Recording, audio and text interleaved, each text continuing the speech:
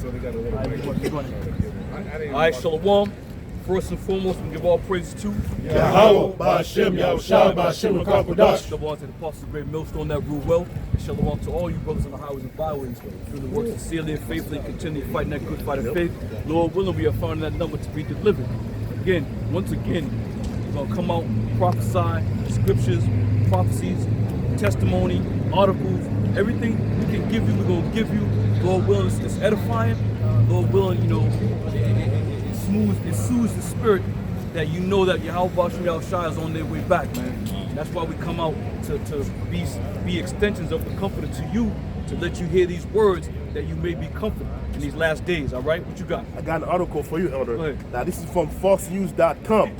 And he says, House passes defense bill automatically registering men from 18 to 26 years old for draft. And he says the House of Representatives passes a measure on Friday, automatically registering men aged from 18 to 26 for selective services. It was part of the annual National Defense Authorization Act, which set out the U.S. government military and national security priority over the next fiscal year. So now, with the situation that's happening right now, you know, how all the nations are getting for war, and how Russia just right on the east coast of Miami just have their ship just running right through, you know, going toward Cuba, showing their strength and intimidating the United States of America. Now they're making preparation for possible of a third world nuclear war, which they know there's going to be a third world nuclear war, you know. And then on top of that, the age is 18 to 26. Now you got this new Gen Z, you know, a lot of young men. Gen Z. You know, New Gen Z. You know, we call them Generation Z. You know, they're now out there making a response video to what just happened to the House bill that just passed. Because you know they have been living all their life in peaceful, in their comfort zone, and now war's about to pop off. You know, now they're saying that they may have to go to the very front line to go to war and die. And now a lot of them saying that, no, I'm not going. A lot of them said that, make me. Right. But go ahead, brother. Let me say this real quick, too. Yeah. So when 9/11 hit, you know, it was an open door. There was people flocking to these recruitment centers because they was fighting for the cause that they believed that their country was under attack. All right. So now it only makes sense that this time around, people become hip to the inner workings of this system, man. Especially with this military. People become hip. So now they're gonna have to force you to go join that military. Yep. They're gonna have to put the stronghold on you. They're gonna put damn near, you know, we used to speak about the North American Union, where Canada, America, and Mexico were all on the same page, and so the sorts, if so to speak. Meaning if somebody decided that they were going to try to flee to avoid the draft, they would all automatically round it up. All right, but it's going to happen, man. Scripture say so. What you got? I got Revelations 11:14. The second woe is past, and behold, the third woe cometh quickly. Right, and we on the precipice of that third woe. As a matter of fact, third woe has already started. It's somewhat we can call a cold war, but it's about to get hot. Give me 2nd Ezra 16:33. This is a cold war that's now starting to become hot. Vladimir Putin is making big statements right now. All right, and these statements that he's making got these devils over here trembling, because they understand and they know that the military might that Russia represents is going to be something to combat with, man.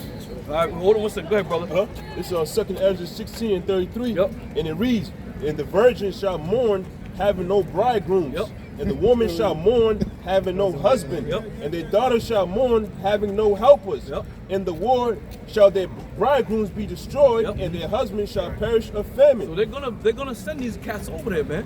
There's gonna be a draft. You're gonna get sent over there to these other lands, and you're gonna be put to the task of fighting for this country that you so-called hate. You're gonna be put to the task, man. Especially you Jakes out there. You Jakes gonna be the first ones rounded up because you're expendable. You're useless in this place, man. And Esau knows that, and that's how they perceive you. So who not to grab first for an open draft, man? Jake. The draft is, I'm sorry, Brandon. Go ahead, no, go ahead. The draft is very telling, right? Because, you know, you gave the example of 9/11 and how people were adamant about the defense of their country, whereas now it's not the same, right? So I was thinking to myself as we were speaking, Elder, I said, you know, well, that's because now there's an all-out expose on just wickedness in general, but in particular the wickedness that America has, you know, perpetuated in the earth. And now people are hip to the goings on. So the adamancy of defending your country is dwindling. You know, because it's like, why would I fight for a place? They probably went over there starting some trouble. That's the mindset, right? So now, you know, Isaiah 47 comes to mind. Yep. Where it talks about how we're going to expose this place. Yep. The elders getting ready to read 2 Ezra 16, Joel the 3rd chapter. There's a scripture where it talks about, I think it's in Isaiah where it said this battle shall be fought with confused noise. Was that Isaiah 9? Yep. Isaiah 9 and 5. Yeah. So it's all of these things. We're in the say atmosphere of these things that we talk about coming to pass, right? This draft, we always said there was going to be a draft. And we used to point at the recruitment and say, hey, ain't nobody going in there, but we only come out on Sunday, so we don't know what it looks like during the week. I know what it looks like. On Saturday, I start come out with it. It's still dead. Yeah, don't tell nobody your business, bro. Oh, no. but the point being is that the lack of, let me say it this way, patriotism has dwindled. Yep. The patriotism is not the same as it used to be. You got people that care more about their favorite sports team than they do about their country. Oh, yeah. This is Jeremiah 51:30. It says, the mighty men of Babylon have forborne to fight. Yeah. They have remained in their holes. Hold on. That brother be in the spirit. Read that again, brother. This is Jeremiah. Jeremiah 51:30. Come. This is Jeremiah 51:30. It says, the mighty men of Babylon have forborne to fight. Forborne meaning they refuse, right? And so when you look at this video that this brother just showed, he said, I'll break both my legs. He said, I'll get in a car accident on purpose to make sure I don't have to go to this war. But it also brings to mind that video that was floating around when these U.S. soldiers was in a building and them bombs are going off around them. They up under the table, dude, you're pushing me. You know, they trying to hide while mortars and bombs are exploding all around them. And this is going to be the sentiment of that mindset when that time comes, man.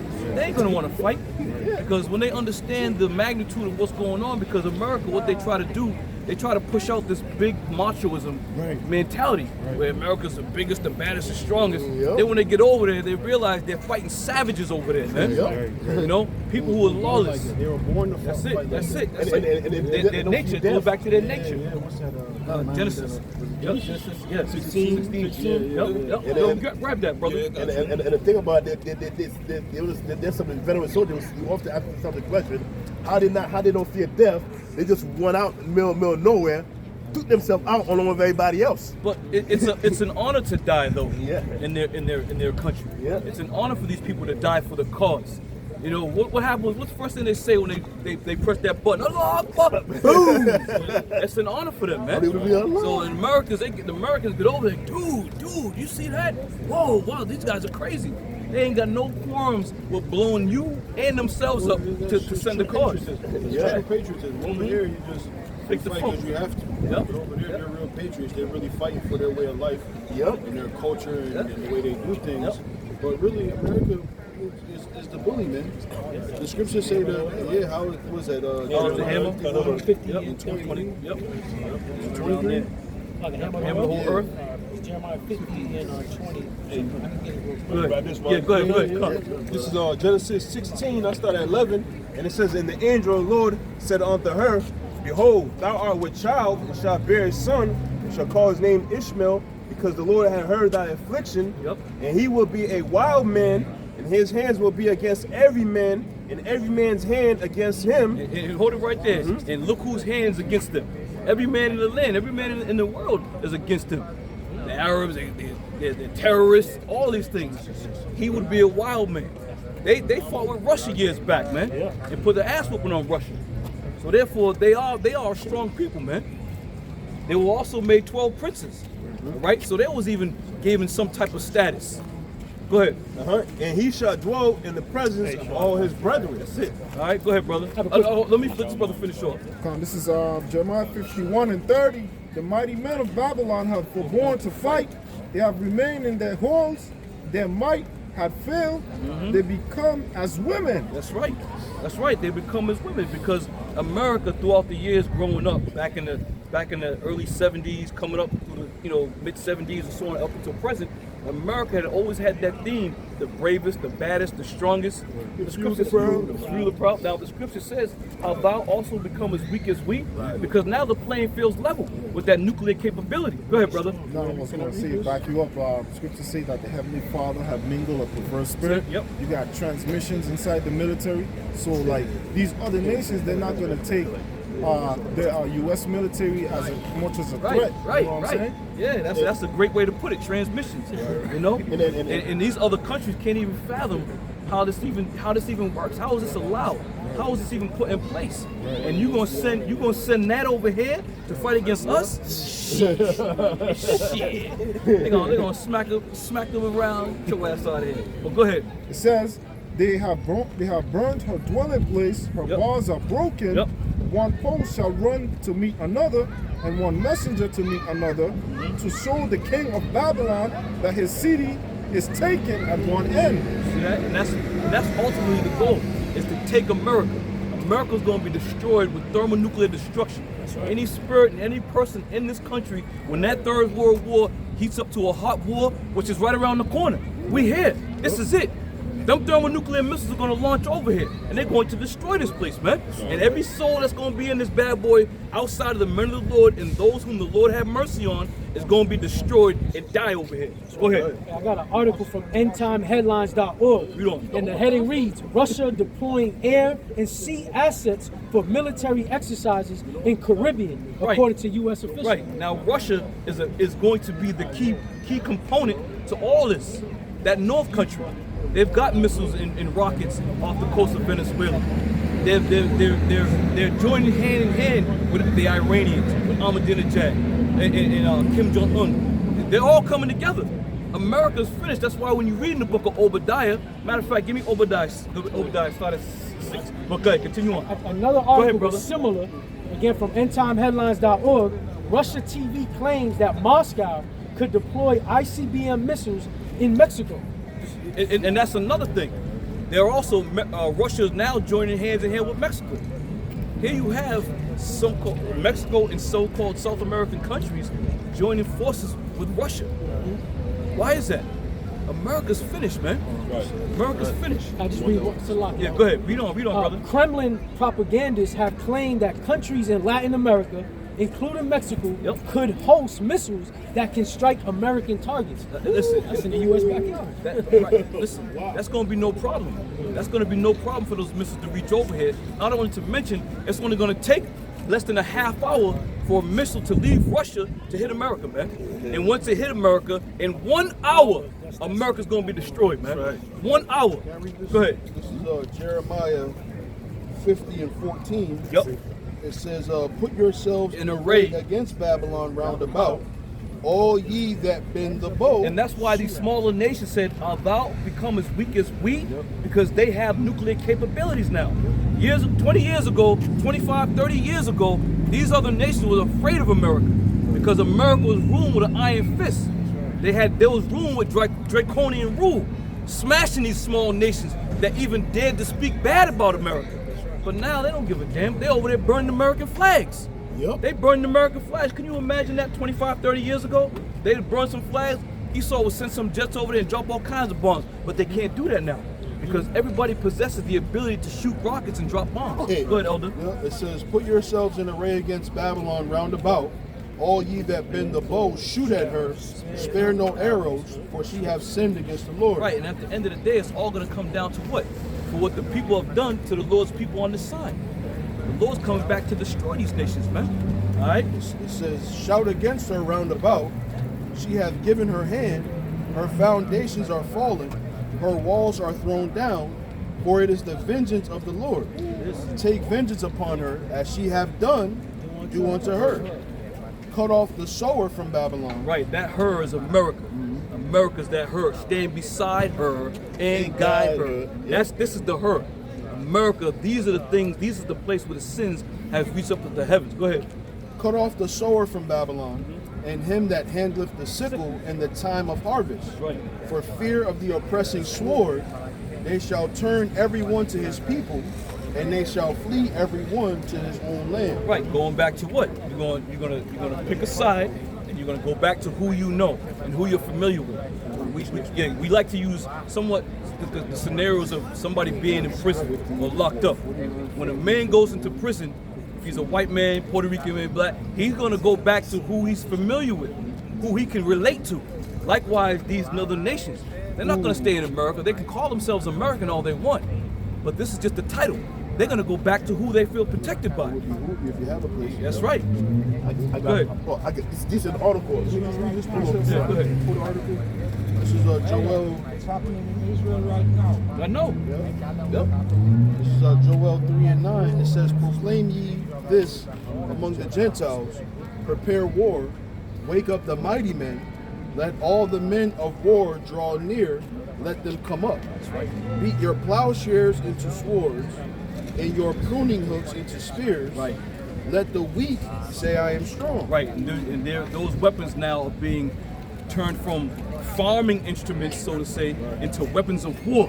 Let the weak say, I am strong. You had your Turkeys, you had your Irans, you had all these small countries now popping up saying, let the weak say, I am strong. Because now, not only that, but Russia has become a big brother to these small countries. You know, and again, the analogy. You got your little brother going to the high school now, and them little high schools they're beating up on him. What's he going to do? Go get his big brother. That's why all these nations aren't fearful of America anymore. Right. Because Russia has now became an asset with them to help them, to aid them in the event that another country such as America tries to enforce their will upon them, man. Go ahead. Go ahead. You got it. Yeah, a little bit more. Verse 11, it says, "Assemble yourselves, and come, all ye heathen, and gather yourselves together round about. Thither cause thy mighty ones to come down, O Lord. Let the heathen be weakened, and come up to the valley of Jehoshaphat. For there will I sit to judge all the heathen round about. Put ye in the sickle, for the harvest is ripe. Come, get you down, for the press is full. The fats overflow, for their wickedness is great." The time is coming, man. And all these nations are getting together. Let me get with this brother right here. Yep. Come. I start at Ezekiel 38, and I start at 3. Yep. And it says, "And thus said the Lord of power, behold, I am against thee, O Gog, the chief prince of Meshach and Tubal." Right, when you go to the ancient maps, Gog and Magog is the Russian region. That's what Russia is known as today. Gog and Magog is known as Russia today. Go ahead. It says, "I will put thee back and put a hooks in thy jaws." Right, he would draw thee back because 2008, 2007, you had people talking about Russia will never be a superpower again. And here we are. And I example myself exclusively. I had a conversation with my boss. I was like, yeah, this back in 2007. I said, yeah, Russia's about to make that move. He looked at me like, yeah, you're crazy. You're Russia? Yeah, right. Sure as shit. As this thing started to unfold, hey, you was right about that. Let me tell you something, man. It's all through the spirit and power of Yahweh Shemel Shai. I wasn't right, but the spirit of the prophecies are coming to pass. We speaking about them. Go ahead. It says, "I will put thee back and put hooks in thy jaws." That's talking about Russia. Go ahead. "And I will bring thee forth, and all thy armies, and horses, and horsemen, and all of them clothed with all sorts of armor, even a great company with bucklers and shield, Right. and all of them handling swords." Right. So now the Lord's talking about a future prophecy. Now we're living this out right now. That's right. What was written over 2,000 years ago is now being played out as we speak. Russia's now being that superpower that's now flexing its muscle. And not only is it flexing its muscle, it's going around with all its allies and saying, listen, come with us, stand with us, join with us. You know, these BRICS nations are going to show and prove you that, to show you that when they drop the dollar bill here in America. When they stop using the American dollar as the world's reserve currency, it's over, man. Saudi Arabia just came in. It's over. So people here in America don't realize their dollar bill is about to be out of here. And then when that happens, what they're going to do? What they're going to put into place? MOTB, mark of the beast. That's what's gonna be your next mean of buying stuff. You're gonna have to have that chip. All right, so where we at? You good on that? Couple more, ahead, if you don't brother. mind. Go ahead. Verse 4. Watch your back, y'all. Go ahead. Actually, verse 5, Go it ahead. reads, Persia, Ethiopia, Yep. and Libya with Yep. them, and all of them with shields and helmets, Yep. and Gomer and all his bands, and the house of Togarmah of the north quarters, and all his bands, and many people with thee. Yep. Be thou prepared, and prepare for thyself, That's right. and thou and all thy company Yep. that are assembled unto thee, Yep.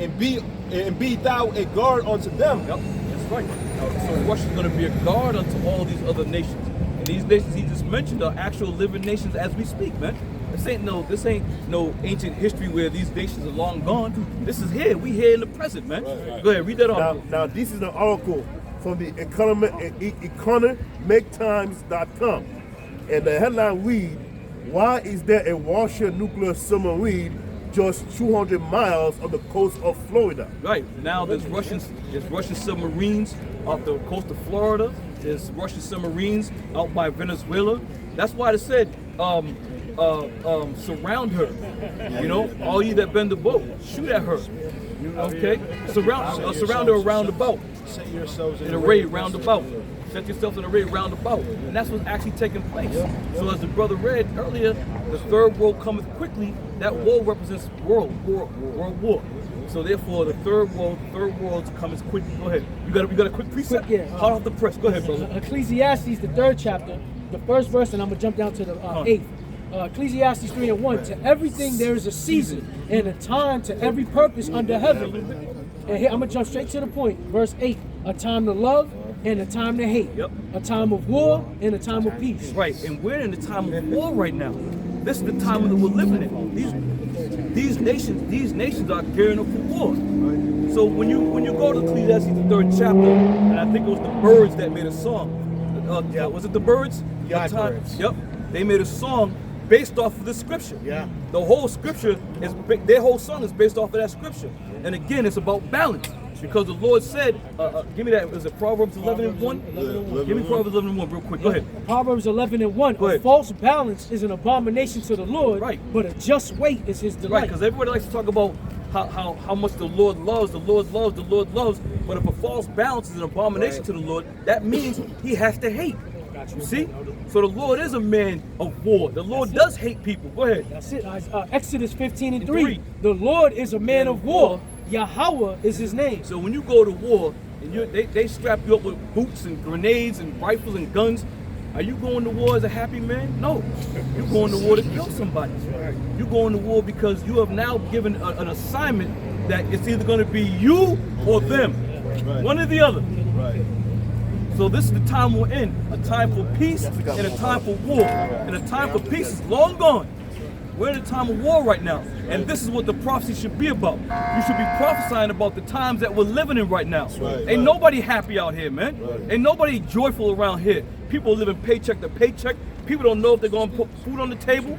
And what's going to happen when you can't do that? You're going to go out and make it happen for your family. That's right. Whether you're going to take somebody's life or whether you're going to take somebody's food or their assets. This is the time that we're coming into right now. Now, can I just finish the article ahead. real quick, Elder? Now, this is continue from the article, right? And he says the washers are coming. The washers are coming. Russians. Go ahead. He said the Washers Are Coming. The Washers Are Coming is a movie that was released in the 1960s, Exactly. which showcased the thriving Cold War between the two superpowers, the U.S. and the USSR. The Red Dawn. Yeah.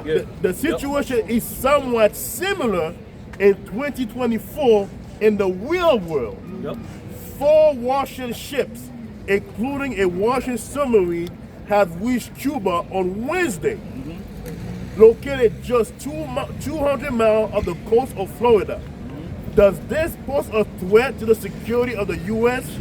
And what are these joint naval exercises that are being conducted? You know, America loves to go around to these small nations and strong arm them. And I'm thinking of Iran in particular. Yep. They want to put sanctions on Iran.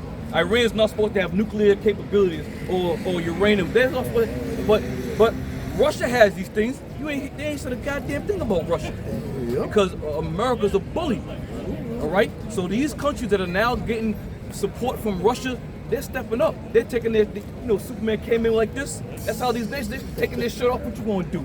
Go ahead, brother. And real quick, Go ahead. and also too on the news, when the ship was coming close to Cuba, Cuba founded Kennedy as a welcoming for the water to come in, and the news media, people started to get a little nervous. They started wondering what's going on, and that just Russia intimidating America, showing them that, listen, I got the power to get close to your border, and there's nothing you can do about it. It's like they're betting America to do something. Yep. I got a quick article. All right, It's some just gonna be article. the headline. I'm gonna go to the article, and we're gonna come right down the line, right here. All right, this is from political.eu, and the heading reads, Russia warns U.S. of fatal consequences over miscalculations in Ukraine. So before you start that, right? America and the American citizens are the only ones who are in total darkness, man. Yep. These other nations, they see what's happening. Now, is it because the news system is tainted and it covers up all the real deal information that you need to know? Of course it is. They're not going to tell you that Russia's on the outskirts of America. They're not going to tell you that these other nations now have missiles pointed over at America. They're not going to tell you these things. So therefore, it behoove you to hear the prophets of the Lord and take heed to these things, because it's going to be too late once this thing starts breaking down. You got a quick precept? Yeah, Go ahead. You said that. Go ahead. This is Jeremiah 28:8. Yep. It says that the prophet that had been before me and before thee of old prophesied both against many countries, against great kingdoms, of war, evil, and of pestilence. Right, the prophets that have been before us have done the same thing in the ancient times. Prophesied against war, evil, and pestilence. Now this is the time we're doing it. Speaking of pestilence, they're talking about the bird. There's an N5H1. Yeah. H5N1, something like that. Right, you watch. That's gonna start taking heat. It's gonna start gaining speed. It's gonna start gaining speed. So as we speak about the pestilence, now we got to be careful, because we'll get hit with misinformation or mismedical information. Your channel gets a strike in the whole nine. But we'll throw out hints out there so you can know.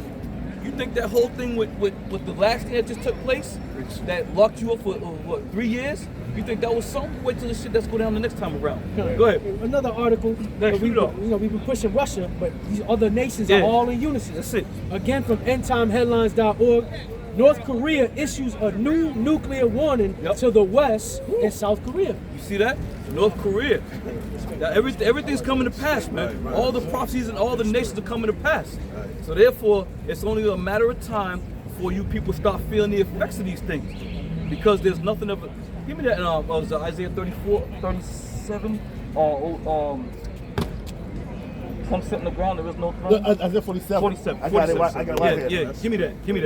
He said, Isaiah chapter 47. That brother, that's the old Michael Olive, boy. The brother thinking it, Michael Olive already got it. Go ahead, brother. Go ahead. No, Isaiah 47:1, it says, come down and sit in the dust, O virgin daughter of Babylon. This is America. America's that virgin daughter. America has never been touched militarily by any other country. So it's that virgin daughter of Babylon, because it's taking on the same characteristics of ancient Babylon. So it becomes a virgin daughter. Go ahead. Sit on the ground, there is no throne. Sit on the ground, there is no throne. Go ahead. O daughter of the Go Chaldeans, ahead. for thou shalt no more be called tender and delicate. Thou shalt no more be called tender and delicate, because men look at women as a tender and delicate, person. Just your girl, that's how. But again, going back to stand beside her and guide her. The scripture says, shoot at her, spare no arrows.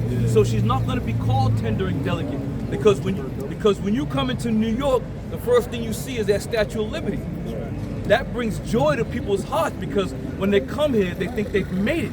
Oh gosh, we're here to America, we're going to live out our dreams. Only to come to find out, it becomes a nightmare when you get over here. Go ahead. This is Revelation 18:2. Yep. And he cried mightily with a strong voice, saying, Babylon the Great is fallen, and is become the habitation of devils, Right. and the hold of every foul spirit, and a cage of every unclean and hateful bird. Right, and at this point, when it says Babylon is fallen, it's going to be destroyed by thermonuclear missiles. America, O virgin daughter of Babylon, right? Now it's being told that that virgin daughter is now fallen. It's become the cage of every foul spirit and in the cage of every unclean bird. Meaning what? There's going to be nothing left over here to a certain point of doleful creatures. Desert creatures are going to be dwelling over here. America's going to be finished. Go ahead.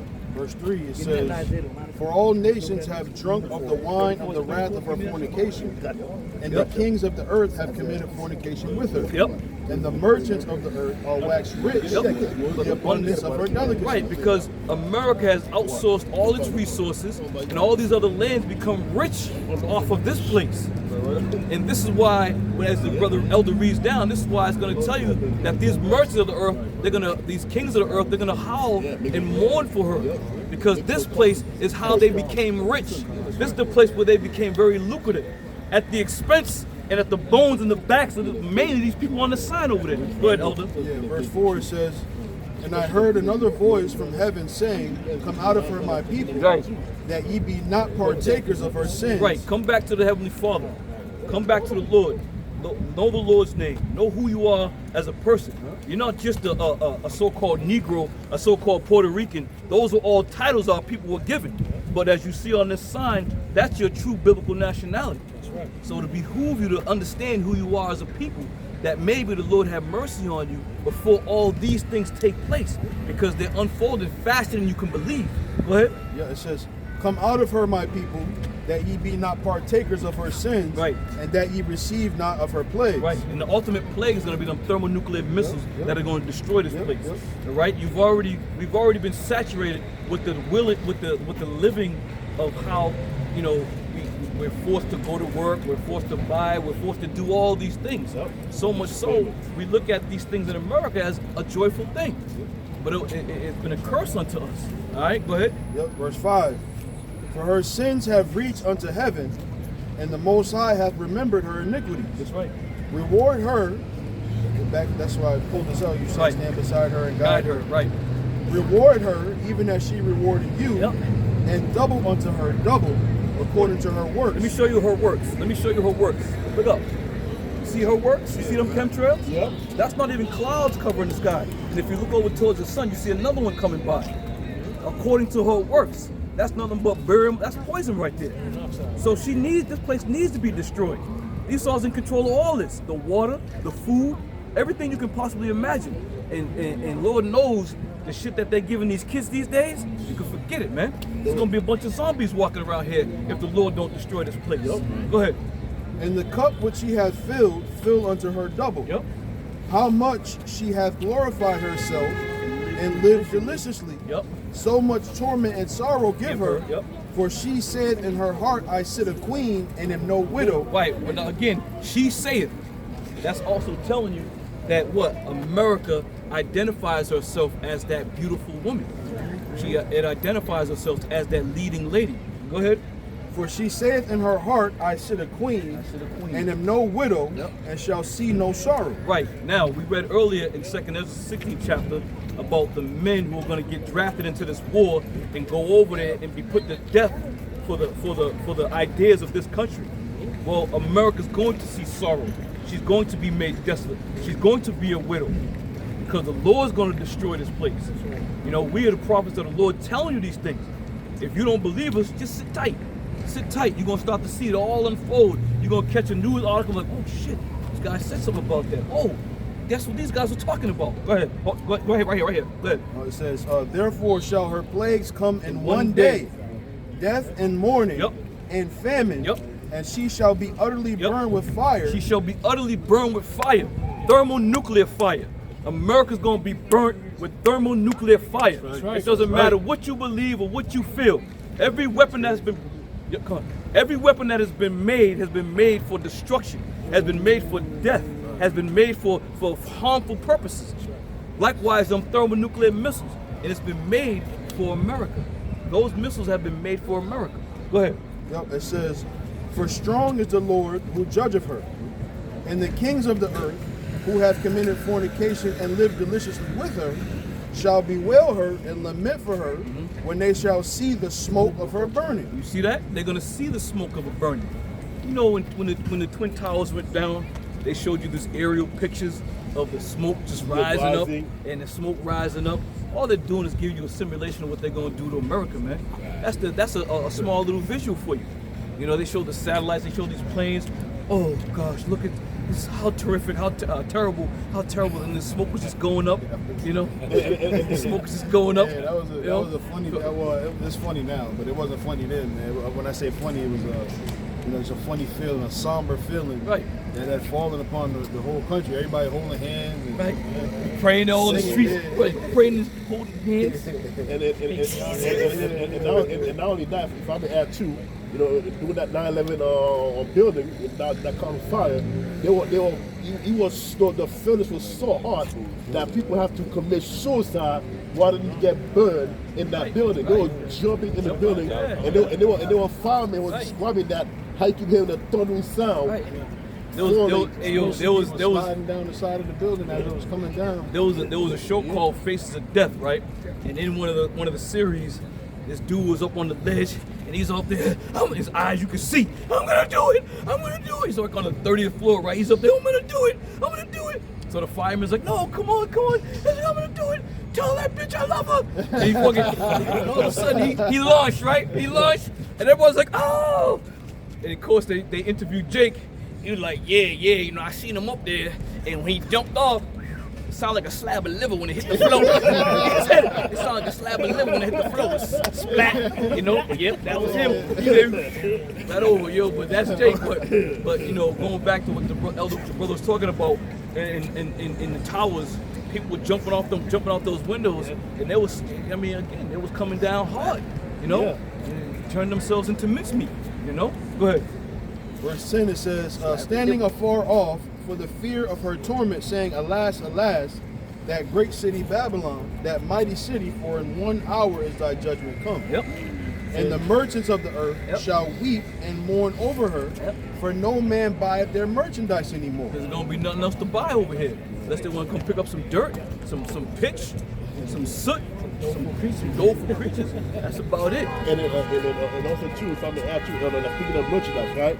They said that America is the #1 consumer in the world. Exactly. And there was this Elamite who said in a video a while back saying that they made stuff for so cheap, but yet America will buy it for a higher price, and they're amazed the amount of money they will spend, And it's that they're so happy that America is buying the merchandise. Yep. They can take off anything and sell to America for a big price.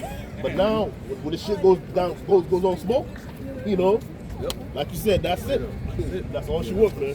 Yeah. Verse 12, it says, the merchandise of gold and silver and precious stones and of pearls and of fine linen and purple and silk and scarlet and all Thyan wood and all manner vessels of ivory and all manner vessels of most precious wood and of brass and iron and marble and cinnamon and odors and ointments and frankincense and wine and oil and fine flour and wheat and beasts and sheep and horses.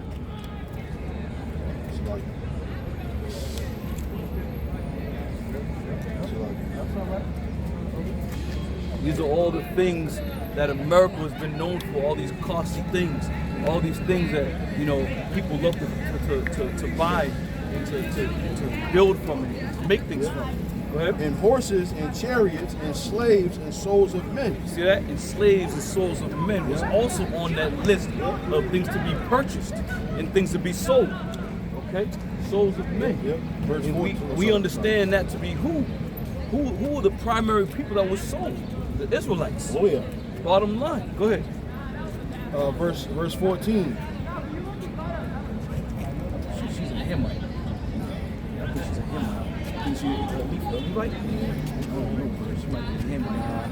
She might be a Hamite. It says, in the going out. I don't know what tribe she is, but she ain't no Hamite for sure.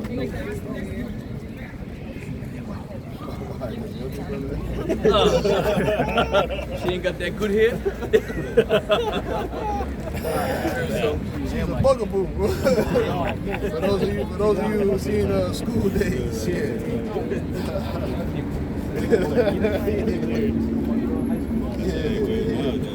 Verse 14, it says, "And the fruits that thy soul lusted after are departed from thee, and all things which were dainty and goodly are departed from thee, and thou shalt find them no more at all." Right. Why ain't they gonna find them? Because America's gonna be destroyed. That's why they're not gonna find them. That's why these kings of these merchants of the earth are going to wail because of her. They're not going to buy her goods anymore. It's going to be all destroyed. That's right. And rightfully so. Just want to read a few more Go ahead. verses. It says, the merchants of these things which were made rich by her shall stand afar off for the fear of her torment, weeping and wailing, and saying, alas, alas, that great city that was clothed in fine linen and purple and scarlet, and decked with gold and precious stones and pearls, for in 1 hour so great riches is come to naught, and every shipmaster and all the company in ships and sailors, and as many as trade by sea stood afar off and cried when they saw the smoke of her burning, saying, what city is like unto this great city? That's it. That's it. And the key point, one of the several key points, but one of that stands out is for 1 hour. 1 hour, such great riches have come to naught. All right, and it's hard to even fathom. It took me about an hour to get here. You know, traffic and all. You know, by the time it took me to get here, America's gonna be destroyed. Think about that, man. Think about it. That's a heavy thought to think about. Yeah, but that's just to say too. You know, it'll take an hour for it to completely burn, but them missiles ain't gonna take but 20, 30 minutes to get over here. And now that they got ships that are setting up off the coast of the United States, it's gonna get over here even quicker. Right? We always thought because the title was ICBM that they would shoot directly from Russia over here. But as you can see, what Russia's doing, they're positioning their warships closer and closer to the borders of the United States. Right? And so it ain't going to take too long for one missile to go up into the the atmosphere and then come back down, and then warheads come out of that missile and drop on this place. What's that? Joel, the second chapter. Get on it. Joel, the second chapter, when it says, the land was green before them. Yeah, Garden of Eden. Yeah, Garden of Eden before them. Yeah, go ahead with that. And then somebody get Joel, the second chapter.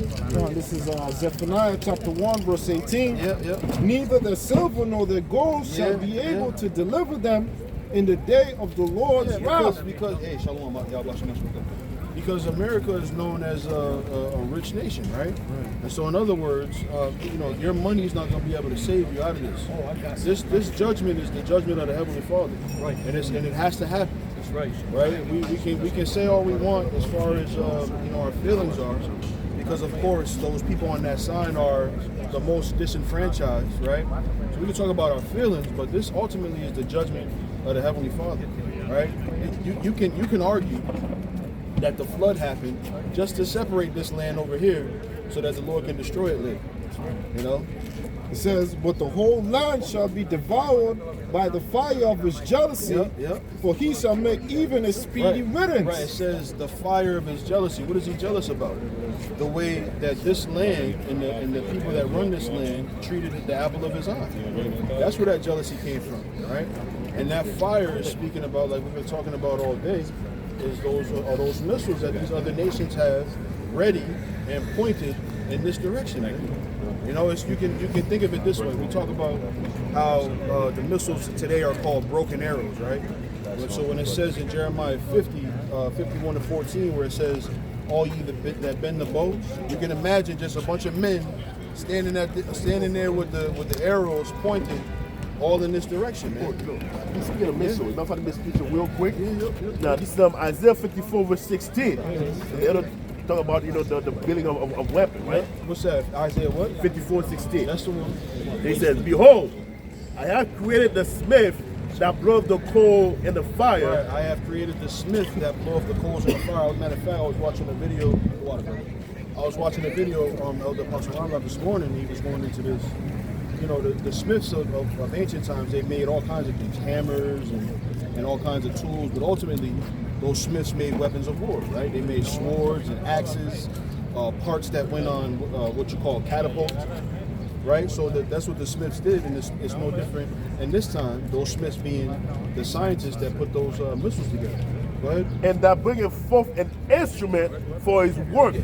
And I have created the waster to destroy. Right, and I've created the waster to destroy. Right? Ultimately, all these weapons that have been created in the earth are all of the spirit of the Heavenly Father. He said we read earlier that he's a man of war. Right? So all those weapons that we see, those weapons of destruction, guns, knives, swords, tanks, catapults, all these different instruments of war over the history of man, they've all come from the Heavenly Father. And if I may add too, Elder, Yep. the Lord also said this, that in the last day, knowledge shall increase. Right. So the knowledge that the Most High gave to them Yep. to build that nuclear missile is also a sign of the end Yep. that is coming. Yep. Go ahead. I got something real quick. Isaiah 13, and I'll start at verse 17. Yeah. Because you mentioned they're not going to care about their money, right? Yep. Isaiah 13 and 17, behold, I will stir up the Medes against them, Yep. which shall not regard silver, Yep. and as for gold, they shall not delight in it. Right. In other words, you ain't gonna buy your way out of this one. Yeah. Right. You can, like you have. I always talk about that book, their Confessions of an Economic Hitman, and they use money to convince these third world countries to allow America to get up in there, right? But in this, you ain't gonna be able to buy yourself out of it. That's right. There's gonna be a war. It's gonna be a war of loud noise. It's gonna be a war of fire, right? That's the war that's gonna be fought. If we can go back to Isaiah 9:2, that'd be good.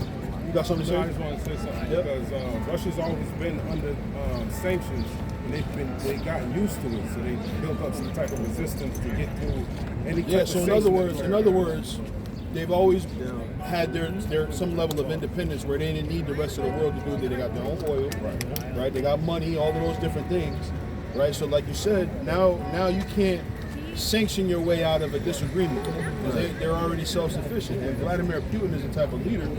Well, he really got his middle finger up to the rest of the world. He got that Beanie Siegel mentality. You get down or you lay down. You don't have to be afraid of them. And not only is he defending his own country, he's also defending other countries that that don't quite have the same resources as Russia does, right? And like the elder said, I think it gets overlooked, right? Because it's a big part of prophecy. Russia being at one point in time separate from each other. What was it? Something Soviet Republic or something like that. USSR. Yeah, right. So when you have that, with all those Russian, let's say, territories being separate from each other, and then when the influx of the men of the Lord came out at the very same time, you had Russia getting back together, saying that they were again one power, right? One and all together. That's all biblical prophecy. You have to pick up your waters. They come When through you them horses. when you have Russia driving around their missiles down the roadway so they can show the people their might, that means they mean business, man. They're not playing around. And like another point that the elder made here was that our people don't, and I'm saying our people, our people, yeah, for sure. But Americans don't know. Most Americans have no idea that there's a war getting ready to happen, right? And this is, and the reason why you should pay attention to it is because this is one of the indicators that the Lord Yahweh Shai gave to let you know what time we're in, right? He said there was going to be wars, and they asked him in the third verse, they said, look, man, how are we supposed to know when are these things going to come to pass? When is this thing going to pop off? And one of the indicators that he gave was wars and rumors of wars. That was one of the indicators. So when we talk about war in this way, it's because it was prophesied that would be one of the indicators to the time we were in, right? Because what do you say? They said to him, they said, Lord, will thou at this time now restore the kingdom unto Israel? He told him, he said, look, man, it ain't for you to know the time, right? But I'm going to give you these signs, I'm going to give you these clues, I'm going to give you these different things, these different prophecies that would be happening and coming to pass in those days. Go ahead, bro, you got something? This is 2nd Ezra chapter 9, verse 1. He answered me then and said, measure thou the time diligently in itself. Yep.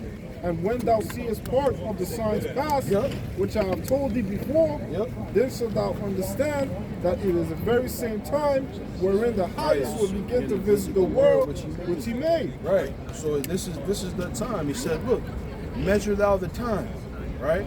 How do you measure the time? You measure the time by those prophecies that he gave. Let's go to that real quick. You still got that Matthew 24? Let's go there for a split second. Matthew 24:3. And as he sat upon the Mount of Olives, the disciples came unto him privately, saying, tell us, when shall these things be? He said, yeah, man, you keep telling us that the end is coming. What's going on? How are we supposed to know? How are we going? What are going to be the indicators? Right? Go ahead. And what shall be the sign of thy coming in the end of the world? And Yahushua answered and said unto them, take heed that no man deceive you. Right. For many shall come in my name, saying, I am anointed, Right. You're gonna have people coming saying that they me. Right. That's one of them. Go ahead. and shall deceive many. Verse 6, and ye shall hear of wars and rumors of wars. See that ye be not troubled. For all these things must come to pass, but the end is So not you're yet. gonna hear about wars and rumors of wars. So all of these different things we talked about at the opening. We talked about them implementing a draft or passing a bill that was gonna allow them to implement the draft. We haven't had a draft since the 70s, man. Imagine that. Like my grandfather, my actual grandfather got drafted. He fought in the Vietnam War.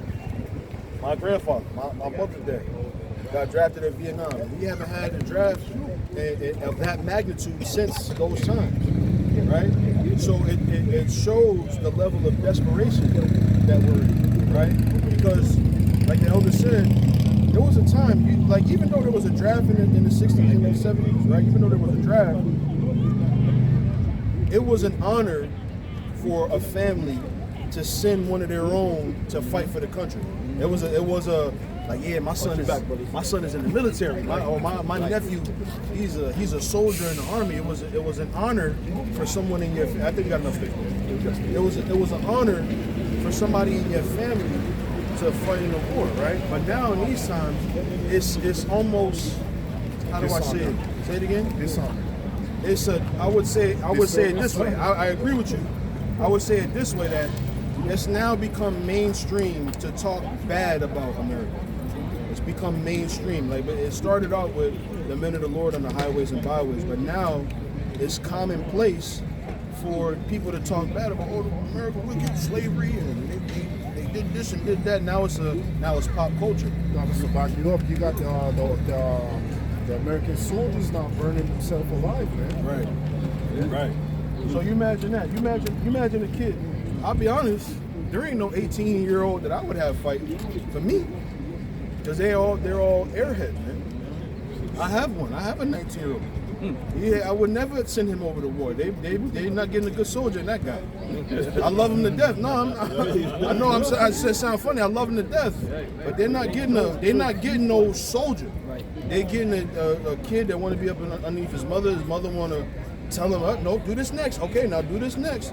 They're not getting a good soldier out of that guy, right? So if they imagine all the other 19-year-olds and 20-year-olds, the 20-year-olds in America, they're worried about going to have a good time. They want to get high. They want to get drunk. They want to have orgies. They play video games. That's it. They'll fight in war on Call of Duty. They'll be on the Call of Duty all night, telling the motherfucker on the headset, "Fuck you," all night. Fuck you. Oh fuck. Oh, he's over there. Yeah, whatever the fuck it is they do. They'll cut somebody out on the other side of the screen all night. But you want to send them over there where it's hot? I'm telling you, you're not getting a group of good soldiers. You're getting a bunch of kids that just have, we used to say, a leave it to beaver lifestyle. I wouldn't be no good soldier. I'd be shopping, sitting in the house, playing basketball. Y'all might, eat a sandwich or two. I'm not worried about fighting in no war. America didn't make soldiers. But like the elder said earlier, those people over there in those countries, man, they've been fighting since they were kids. You got 7, 8-year-old kids carrying long guns. This is their life. Yeah, this is their life. They're raising kids over there to be soldiers. Go ahead, bro. Real quick. But this is why America also puts these movies in place to try to corral the morale of these teens by putting these war movies in. You got Mark Wahlberg, Lone Survivor, all these type of movies they put in place to make them feel like a war hero. And they're hoping to drive the spirit of these young 19-year-olds, as the elder's talking about, to their feet. Say, yeah, I want to do it. I want to be a hero. You see the Navy SEALs coming under the water. They come up, their eyes are like this underwater. And they try to push that. Go ahead. And so the people in this country ain't ready to fight no major war, man. And another thing too, like you had happened?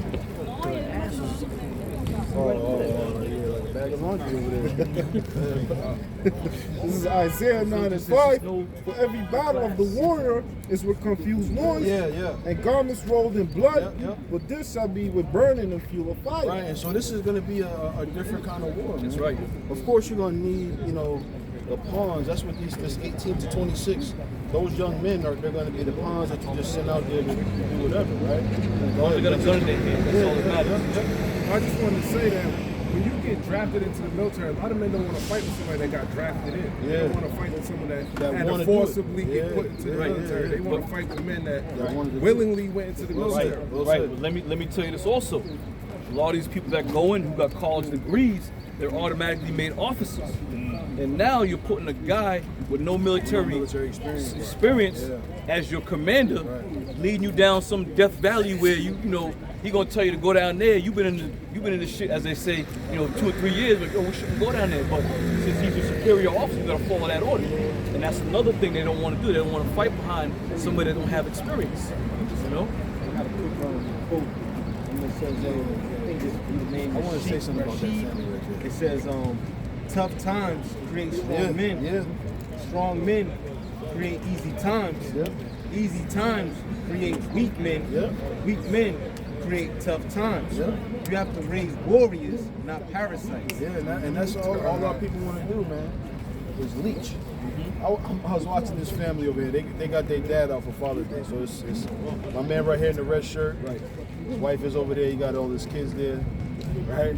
And so he looked and he was listening to the others speak and he did like this. He waved his hand. but yeah, you gotta watch. You gotta watch. So his wife is sitting over there shaking her head in affirmation, right? But my thing is this, right? Just point out the lie.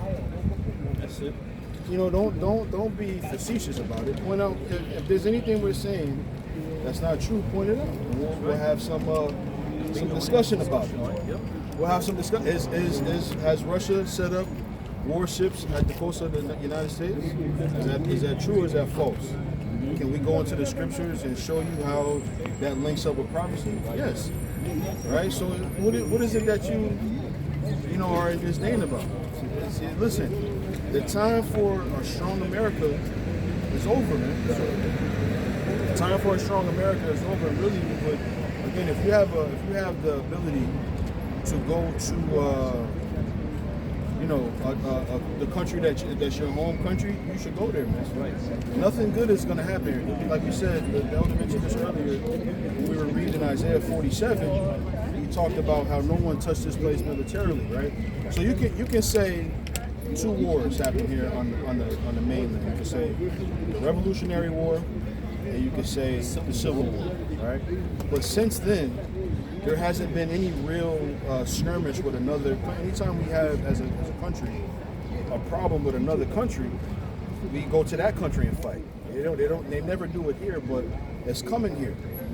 It's coming here, right? And they're showing you that. They're showing strength by putting their ships in the coast of America. They're showing you that, right? So it's gonna be brought to your doorstep, as they say, right? And most people don't know that. Most Americans don't know that. They're in the park enjoying the weather.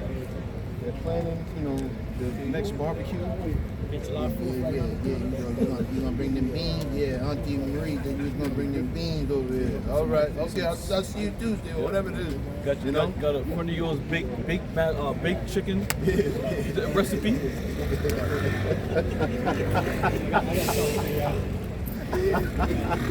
Yeah, go ahead, bro. Second Ezra 15:1. Behold, speak thou in the ears of my people the words of prophecy, which I'll put in thy mouth, says the Lord, and cause them to be written in paper, for they are faithful and true. Right. Cause them to be written in paper.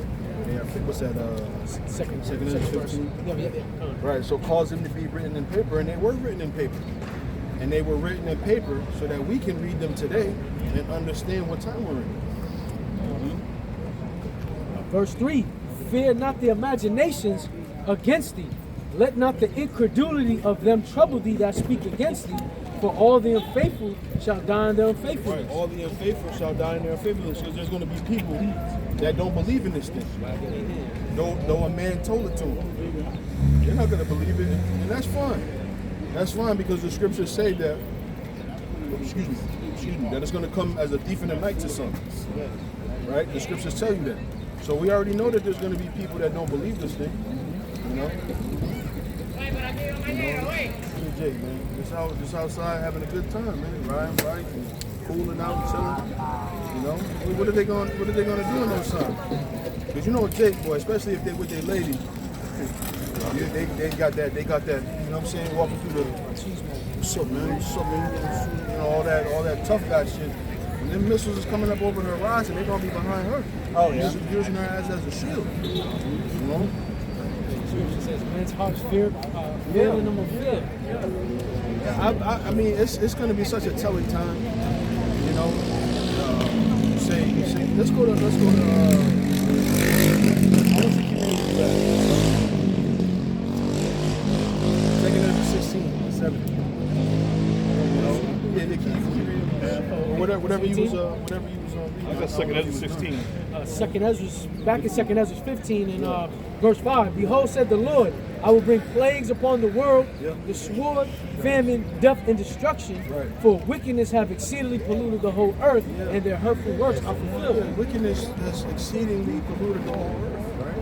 You know, you can get really a snapshot of it when you look around, but you know, we can talk about all the wickedness that has been, you know, perpetuated, right?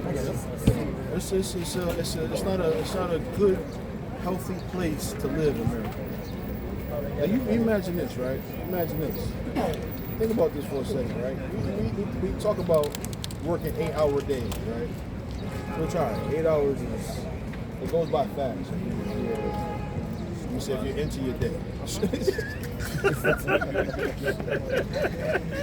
Your supervisor, you know your supervisor don't do nothing. You be like, this motherfucker walking around here, he did a damn thing all day. Eyeball it. So if you're a hard worker, man, your day goes by fast, man. Your day goes by fast. So let's 8 hours, right? But then you gotta think about this, right? You gotta drive home. So a lot of people, you know, they work 30 minutes to an hour away from the house, right? So that's 9 hours, right? Then when you get home, what you want to do, you want to sit on the couch for a minute. You really don't want to do nothing. You want to decompress from the day. So that's 10 hours, right? You got to take a shower, right? So that's what? 10 and a half. You're going to have to take a shit. You got to eat, right? By then, it's really, your work day is really 13 hours, right? And then you got to sleep for 6, at least 6 to be fresh for the next day. What's that? That's what, 19 hours? You really only got 5 hours to yourself. And that's spent, you gotta watch Law and Order. You gotta watch all your TV shows, you gotta watch the game, the Celtics getting ready to play on Monday, you gotta watch the Celtics, right? So it's really, your work day is 22 hours. It's 22 hours, so you think about that, right? And they only give you 2 days off, bro, and it's almost like one day. It's almost like one day off. It seems like you leave work Friday, and then you right back Sunday night. You getting ready for the next work day. So you really only got one day. One day where you don't got to worry about going to bed early for work or waking up early for work. One day. The rest of it is all geared towards your job. We're in slavery, man. We're in slavery. And when you think about that, it's not a good place to live. You showed me that video earlier, bro. That resonated with me, right? You got this. It's a parable, right? As a kid, his father was rich, so he brought him to a poor family, so he could see how the poor family live. And the kid surmised that, hey, they're the rich ones. We got 2 dogs, they got 4, right? We got a porch on the front of our house. They got fields that can see or that eyes can't see.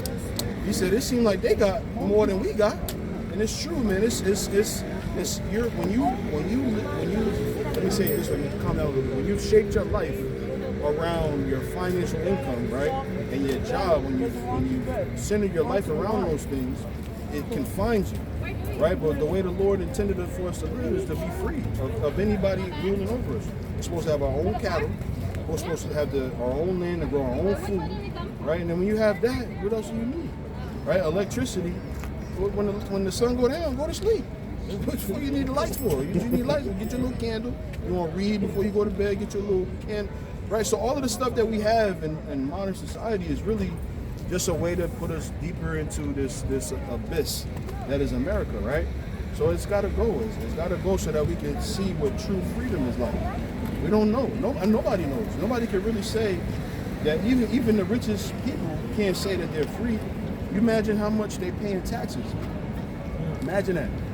Paying half the money you get, you got to pay in tax. That's not a free person. You should be able to live on your land, right? You should have enough land for you, your mother and your father, your wives, your children, right? And that family should be able to grow on that land for as long as is humanly possible. As long as that line continues, that piece of land should just grow and flourish. You should have a house over there, and your neighbor should be your cousin. Yeah, and then you're down the road, your grandparents live down the road at the top of the roadway, where they got the hill and you can see their house down the end. Let's go down to Granny's house, and that's how life should be like that, man. Back in the ancient times, Israel was, had their own, each tribe had their own land, and it was all flourishing around the family, That's how it should be, man. But look, now you live a whole different state from your granny. Your granny's dying. You should be, if your grandmother's dying, you should be able to take care of her. There should be somebody within arm's reach that can take care of your granny. There shouldn't be no such thing as nursing homes. There shouldn't be no such thing as assisted living. The assisted living should be you and your family taking care of your grandmother, man. But you can't do it because you don't have the means. What you gonna do for that 13-hour workday? You're gonna be gone. So you got to put her under somebody's care, right? Then you're back in the 80s. Your grandmother and your grandfather got divorced. So your grandfather over here, your grandmother over there, he dying, she dying. You don't know who to. I got to go over there, take care of him over there. I got to go over there, take care of my grandma. It shouldn't be like that. It shouldn't be like that. We should all be. If you got your family, should be. That's freedom. Being able to touch your family. When you read the scriptures, right? You had to know that Ham, Shem, and Japheth was around for a little while, right? And men in those times, they lived hundreds of years, so they was around, so they got to see their grandchildren, their great-grandchildren, their great. That's how it should be. That's freedom. To be able to experience your family without worrying about them, man. Go ahead. Micah 2:10. Arise ye and depart, for this is not your rest, because it is polluted, it shall destroy you, even with the sword destruction. It is polluted, it shall destroy you. I'm not as old as I look, man. I'm not as old. I'm 72 years old. But I'm not that old. This world is draining. So when we say all of these things, America has to grow. Its way in the way that it's perpetuating is not healthy for anybody. This is the book of Ecclesiastes, also known as the book of Sirach 39 and 25.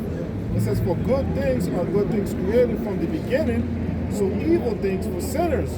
The principal thing for the whole use of man's life are water, fire, iron, and salt, flour of wheat, honey, milk, and the blood of grapes, oil, and clothing. All these things are for good to the godly. That's it. To the sinners, they are turned into evil. That's it. Those are the things you need for contentment, man. That's all you need. But America has created this thing where it's like, I gotta have that. I gotta have a like I was thinking about this, right? Like, I remember this teacher I had.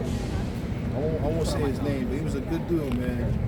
I never had him as a teacher, but he was his presence was felt in the school. He was one of those kind of black dude, real deep voice, real cool looking motherfucker. He had what they call, my grandmother calls the cookie, but it's a wedge, like the Kango wedge. He used to have that on with the long leather jacket. He just was a cool dude. Looked like Shav was one of the teachers, right? And I said that it's important for men like that to be in the school system, because your kids can be taught by somebody who's honorable, and they have something to look to as an example. When you look at school today, it's mostly women teachers, right? And what I was saying is the reason why it's like that is because being a teacher doesn't pay very much.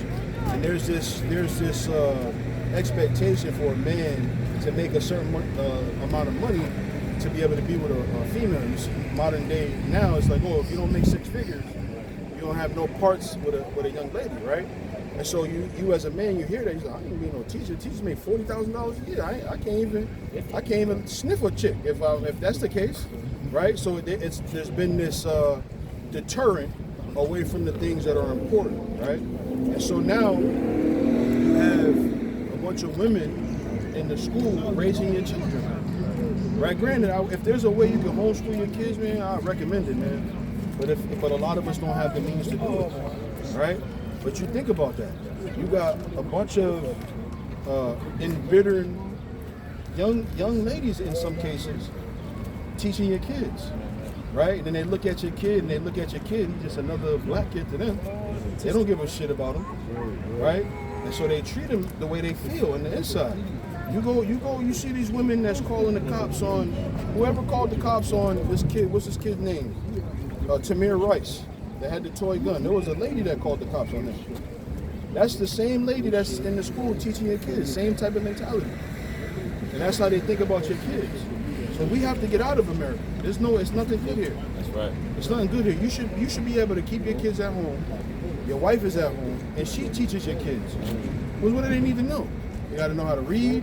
They got to know how to write. They got to know how to count. That's it. Fucking who needs to learn about Napoleon? Nobody needs to learn about that guy. Who the fuck is he?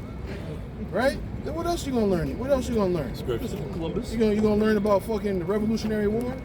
And then Crispus Attucks and who the fuck gives a fuck about Crispus Attucks? Yeah, who the fuck cares about that guy? Who cares? You're gonna teach you about Frederick Douglass, the most photographed person in the early 1800s. Who gives a shit about Frederick Douglass? But that's what you go to school. That's what you go to school for. Then you learn about Thurgood Marshall and Rosa Parks and Martin Luther King, and that's the end of it. And they don't need to know none of that stuff. You should be able to keep them home. Your wife should be teaching your daughters how to cook. She should be teaching your daughters how to sew.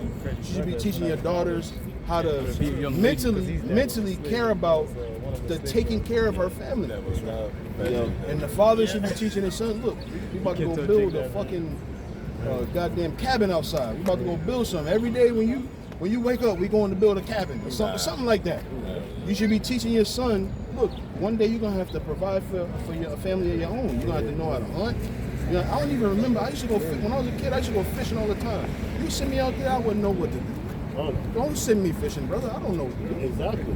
You know, my son, he said, Daddy, can we go fishing? I was like, hey, man, it's been a long time since Daddy been fishing. I don't know what to do. I don't know what to do, but it shouldn't be like that. Everybody, look, when you heard the stories about the apostles, the Lord Yahweh Shai was going around choosing them, they was all what? Fishermen. Yep. Paul was what? A tent maker. That means he was making somebody to live in. You see?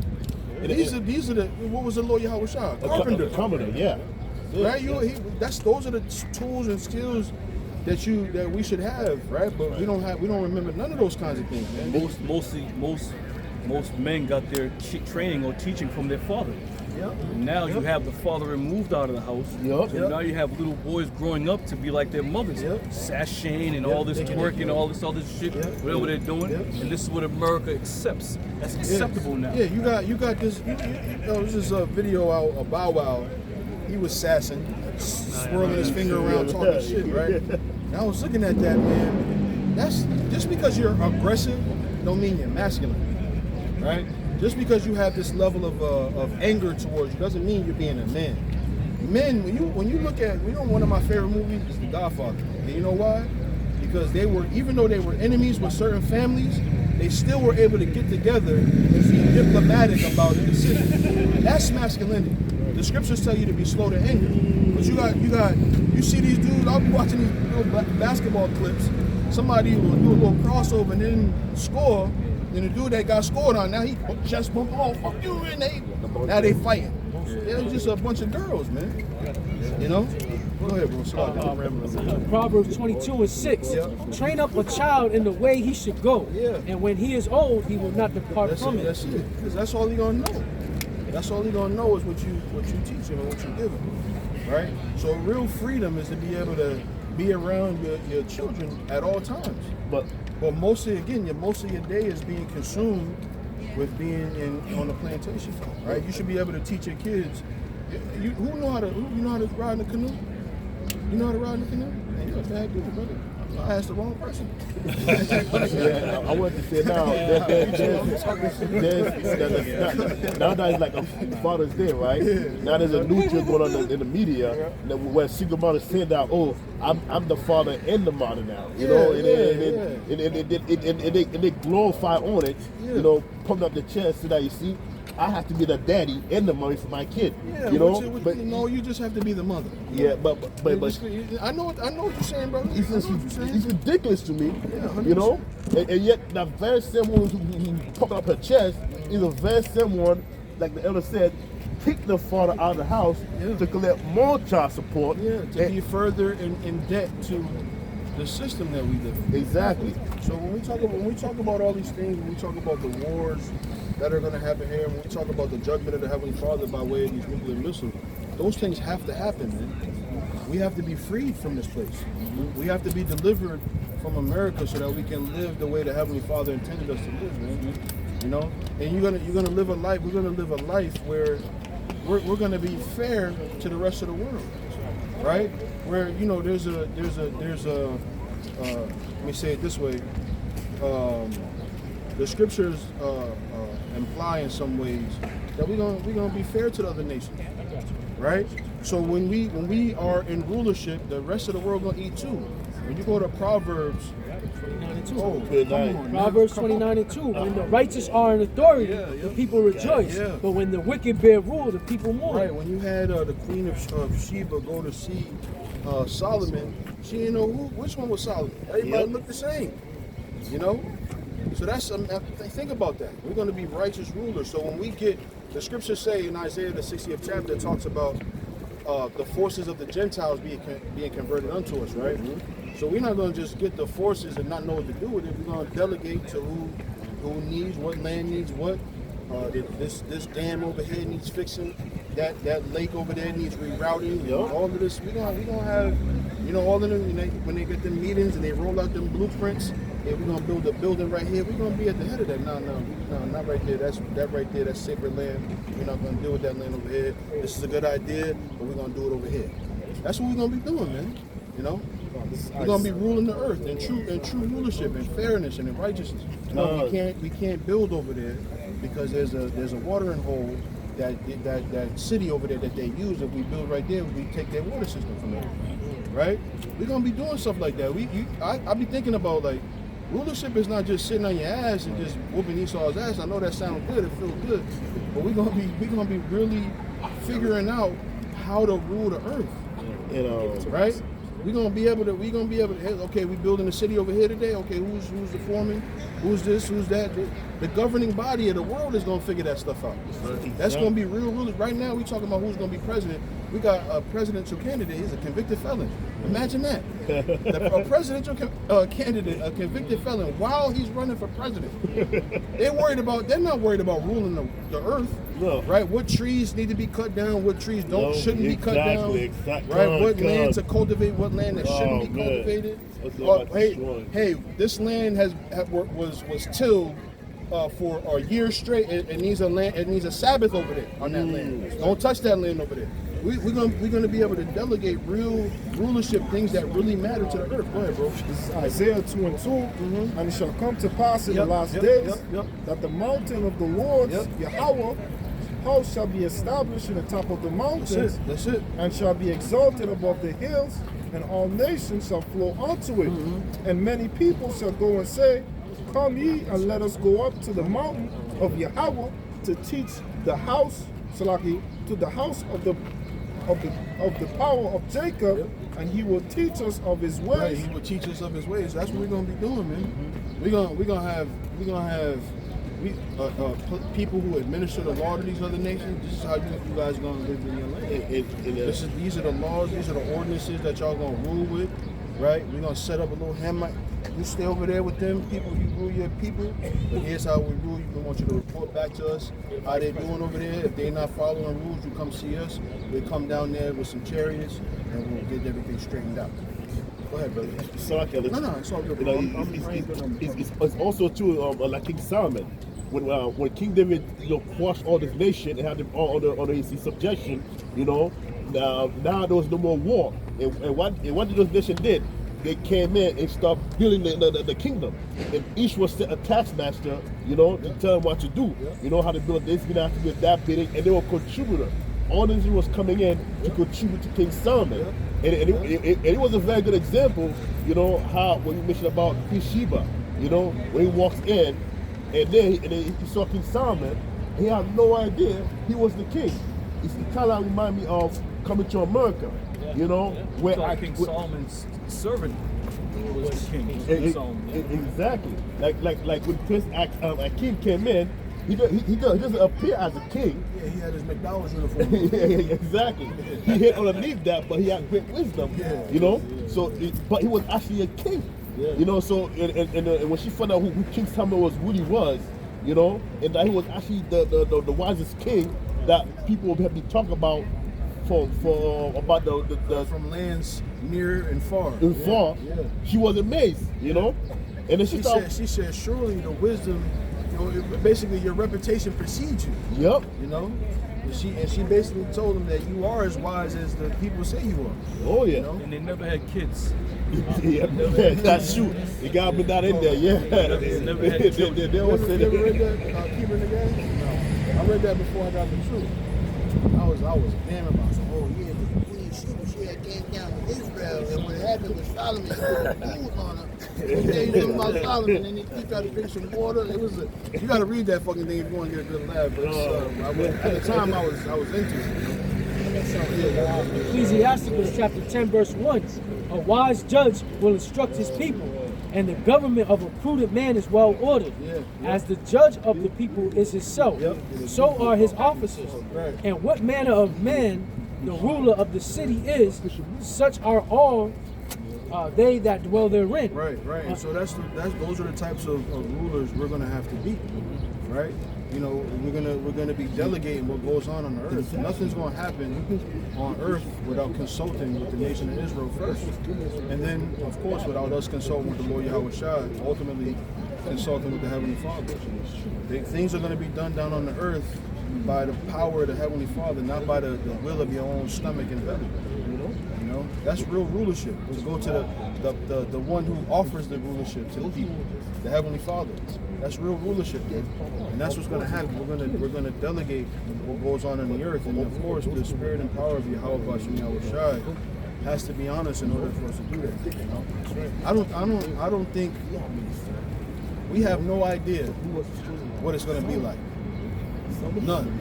We can imagine, right? We can fantasize about what it's going to happen, what's going to be like, and still, it's not even close to what the Heavenly Father has in store for us. It's going to be a beautiful kingdom to live in. It's going to be a beautiful kingdom to live in. You don't have to worry about being cheated. You don't have to be worried about being treated unfairly, right? Go ahead, you got something, bro? I'm sorry, bro. I know we keep skipping you, brother.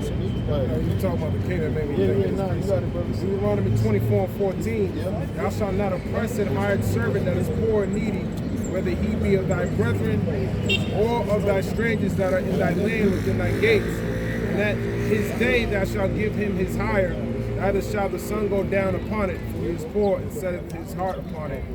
Lest he cry against thee unto the Lord, and it be sin unto thee. So get paid at the end of the day, that's like unheard of. Even that, man. Just getting paid for what you did. Right. Right. You got a little bit more. You got more than that. Back in Ecclesiasticus chapter 10 verse 3, an unwise king destroyeth his people, but through the prudence of them which are in authority, the city shall be inhabited. The power of the earth is in the hand of the Lord, and in due time he will set over it one that is profitable. Right, one that's profitable to the earth. Because what's more important to the earth than how you take care of it? Right? We talk about we take trees, right? We just cut them. right? You just cut them down, start building shit. You know, there's certain trees that you shouldn't cut down, man. There's certain lands that you shouldn't mess with and bother until. There's certain waterways that you shouldn't fill up, right? If it's a waterfall, you should leave that, right? Because that's how you can get power. Through those waterfalls, you set up a little mill that spins, and that waterfall just keeps turning that thing. That's unlimited power, right? So to fill up a river or something like that, it's all wickedness, man. But we're gonna take care of the earth, because really this is our business, because this is where we live. Just to back you up, the earth is also reference to like a house. You know, you want to always keep your house spick and span. That's right. That's right. That's right. You got Esau guy going sweet. Yeah, you got Esau guy like plastic, like you know, in the ocean. Yeah, it's all the things that make up living here on earth, right? Is all being polluted, right? So we read Micah 2:10 earlier.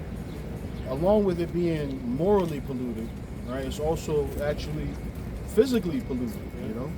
Go ahead. It's Romans 8:18. For I reckon that the sufferings of this present time are not worthy to be compared with the glory that shall be revealed in us. Right.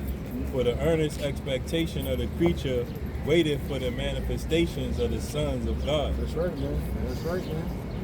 So that even the rest of the earth, the birds ready for us to rule. Yep. Right. The birds, birds, they got high cholesterol. You know that stuff that we, eat a little McDonald's French fry out here. They gonna eat that French fry, man. Birds got high blood pressure. You know, the squirrels, they got, they suffering from heart disease. Everybody is suffering because of Esau. Everybody. Right? That's why, look, you go through the park, the elder points this out. There's certain trees that look a certain way. He said they look like that because bodies have been buried underneath them. You know? So even the trees, they crying out, they suffering. It says that. I got that book. Yeah. It's a lot. Isaiah 14 and 7. The whole earth is at rest and is quiet. Yeah. They break forth into singing. Yep. Yeah, the fir trees rejoice at thee, Yep. and the cedars of Lebanon, saying, since thou art laid down, no fellas come up against thee. No fellas come up against thee. Like you got the people marginalize the presence of the rainforest in Brazil, right? I'm sorry, am I saying rainforest is the right word to use, right? And then what are they doing? They going down in there trying to cut that place up, man. Why? Why would you do that? Those, like, these forests and these ecosystems, it all matters, man. Ain't not one thing that ain't not one thing. Ain't not one thing that don't matter on this earth, man. It all is important, right? You should be able to go to. You gotta feel sick. You should be able to go to the ocean, stand and sit in the water for a little. All that sodium and the minerals from the water, you should be able to go and heal it, man. You know. This is Isaiah 24:4. The earth mourneth and fadeth away. Yep. The world languisheth and fadeth away. Yep. The hardy people of the earth will languish. The earth is also defiled under the inhabitants thereof. The earth is also defiled under the inhabitants thereof. Yeah, man, keep going. Because they have transgressed the laws, Yep. changed the ordinance, and broken the everlasting covenant. Yep. Therefore hath the curse devoured the earth, and they that dwell therein are desolate. Therefore the inhabitants of the earth are burnt and few men left. That's right. That's right. So that's why this place got to go, man.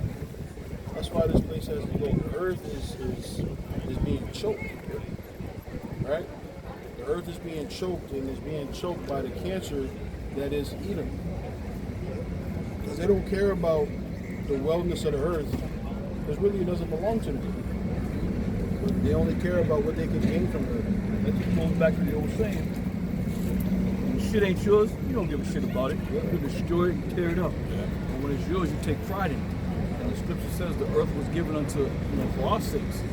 Therefore, Esau has been given dominion over the earth, but he understands at the end of the day, it's not going to be his to reign over. Right. You know? If I'm able to speak to real quick, because earlier you brought out how the animals will be at peace, once watching this food. Now this is Isaiah chapter 11, we're going to start verse 6. He said, the wolf also shall dwell with the lamb, and the leopard shall lie down with the kid, and the calf and the young lion and the fatling together, and little children shall lead them. And the cow and the bear shall feed, the young one shall lie down together, and the lion shall eat straw like the ox, and the sucking child shall play on the horn of the apes, and the weaned child shall put his hand on the, can't even say that word correctly, cockatrice. Then they shall not hurt nor destroy in the holy mountains. So you gonna have little children that's been playing with snakes, you know, with lion, with tigers, tiger, and lion, and even the lamb. Right, because the Lord's going to turn back the hand where we're going to have dominion over all the animals. Yep. We had dominion over all the animals at one certain point. But I want to make a statement though. The brother read in Romans 8 and 18, I believe it was, that the sufferings of this present time, we are currently suffering, man. If you profess yourself to be a man of the Lord and be involved in the truth, you're suffering, man. You're not gonna remove yourself from the suffering, no matter what you do, no matter what you think. This is where we've been brought here to suffer. And the more you get deeper into this thing, the more the heavier the sufferings come upon you. Because the wisdom that the Lord instills in you, you now see the truth of what's going on around here. So we're constantly enduring. We're constantly trying to stay afloat in this bitch because we are suffering. You're not gonna say to yourself, oh, since I left Great Millstone, you know, my life has been better. I don't know if y'all remember, there was a couple cats that said that shit. Since I left Great Millstone, my life has been better. Well, better for what? You just went back into the world and Satan got a hold of you. Now Satan has convinced you that you're now living a beautiful life. All right, go ahead, bro. I know supposed to have something on deck. Oh, I got Revelation 11 and 18, and the nations were angry, and thy wrath is come, and the time of the day that they should be judged, and that thou shouldest give reward unto thy servants, the prophets, and to the saints, and them that fear thy name, small and great, and shouldest destroy them which destroy the earth. Right. So we've been told, and I'm gonna say it this way: we've been told that the Lord wasn't thinking about Esau. The Lord hates wickedness. Esau's wicked. So anything that's wicked, the Lord don't like, man. And the Lord's gonna do away with all wickedness, man. And this is why we come out here on the highways and byways as servants of the Lord, to expose and to let you know about all wickedness. The scripture says, for wickedness have exceedingly polluted the whole earth. So with that being said, the Lord's gonna come down here and destroy them that destroyeth the earth. And that needs to be done. Because by trying to bring Esau and these heathens into the kingdom, what do you think is gonna happen? The scriptures doesn't say nothing about them being changed. It doesn't say nothing about the Lord writing the laws in their inward parts. So they're still gonna be the same. They're profane outside of this temple. So therefore, by letting them come up and being brought down, we just fostering more wickedness, man. All right, go ahead. Kind of laying back what you were saying for more much wisdom. Yep. Ecclesiastes 1 and 18. For in much wisdom is much grief. Yep. And he that increaseth knowledge increaseth sorrow. Right. Much wisdom is much grief, and he that increaseth in knowledge increaseth in sorrow. And you find yourself, the more the Lord opens up to and reveals to you, the more pissed off you get, and the more heartbroken you get. Like, God damn, here you are, you out here trying to tell your people this, that, and the third, but what are they doing? And that's why I was saying to the elders, I'm tired. What I'm tired of is seeing cats who think they got the word. This cat up here talking shit, coming down here talking shit. I'm tired of seeing. If the Lord gives us that ability to lay hands on people for a minute, may the Lord give it to us, because that's frustration that's built up, and that's these individuals who are going against the word, whom they understand the word, but they're going against the word. See, go ahead. Ecclesiastes 7 and 7. Surely oppression make a wise man mad, and a gift destroyeth the heart. Right, and that goes right along with what happens here in Babylon. If you get some type of lucrative contract, all right, your mindset's going to change. If you're in the truth, and all of a sudden they hit the lottery, your mindset's going to change. We had cats that have been in the truth, that have hit the lottery, and when that has taken place, all of a sudden it became a dark shit. Oh, the dark. Listen, man, we are grounded in this thing. This money system is going to collapse. This whole way of life is going to be rooted out. And this is why we understand that we're suffering in this present time. This is not a prosperous time to live. We don't leave camp and be like, yeah, tomorrow's Monday, we're gonna get up, go to work, get it in, we leave camp, the sorrow comes upon you because this is truly the only time you're at peace, man. When you're with the brotherhood, the spirit is rolling, the prophecies are coming out, the scriptures are coming out. The minute we start breaking down and camp folds up, we go, and all of a sudden you start thinking, right now you ain't thinking about home, you ain't thinking about, the bills, you ain't thinking about that. You in the spirit, your brother's thinking about scriptures, brother's thinking about the stories and the scriptures. But the minute you leave here, you walking up that hill, it's like, damn, rent through this week, fucking, I got a fucking mortgage, the bills, the insurance, everything, man, everything. It's heavy, man. Hold on, brother, go ahead. Salaki, one more. Proverbs 30:7. Yep. 2 things have I required of thee. Deny me them not before I die. Remove far from me vanity and lies. Give me neither poverty nor riches. Feed me with food convenient for me, lest I be full and deny thee, and say, who is the Lord? Right. Or lest I be poor and steal and take thy name of my power in vain. Because that's what people do. When people are on the bad end of things, they curse the Lord. The Lord ain't do nothing for me. The Lord put you in that position for a reason. And people who got money ain't thinking twice about the Lord. You think Jay-Z's and all these cats, you think they're talking about their nationality? And those who do mention their nationality, they get banned. They get blackballed, if you will. You see? So again, it's a blessing to be where we're standing right now. And to have the word that the Lord has given unto us, man. It's a blessing. Go ahead, brother. No, just to back you up, the Lord was rich, but he became poor for our sake. That's right. But look at Solomon. Right before Solomon became the king of Israel, what did he ask? He didn't ask the Lord for riches. He didn't ask for these things. He asked for wisdom to rule his people. That's what he asked for. And Jake today, I want to get this, I'm gonna buy it, I'm gonna get this, I'm gonna get the king, because that's what Solomon's brother was like. His brother was like, yeah, he got all his boys up there like, yeah, when we get the throne, we're gonna be causing all kinds of havoc. Oh yeah. Solomon gave him a chance, but he ended up getting put to death. Go ahead. This is Hebrews 12:5. And ye have forgotten the exhortation which speaketh unto you as unto children. Yep. My son, despise not the chastising of the Lord. That's right. Nor faint when thou art rebuked of him. That's right. For whom the Lord loveth, he chasteneth, and scourgeth every son whom he received. Right, who the Lord loveth, he chasteneth. And this is what we got to keep in mind, man. Whenever we going through something, be thankful. Take it cheerfully, because all things are done by the hand of the Lord. Sometimes the Lord put you through a situation maybe to slow you down a little bit. Sometimes men can't perceive and understand that. They think in that position because their girl called the cop. Oh, the Lord's cooling you down for a minute. And you got to recognize these things. It's giving you a time to sit there and reflect into what? Examine yourself. Damn, you know what? I fucked around. I shouldn't have been doing that. So therefore, I'm in this position. I got to understand that the Lord put this on me for a reason. Now, just to back you up on the... He driving around in a Lamborghini with a fucking ticket on it. Stupid ass. Thinking he revving his up engine and shit. Probably a $20 ticket on there. See about that. Go ahead, bro.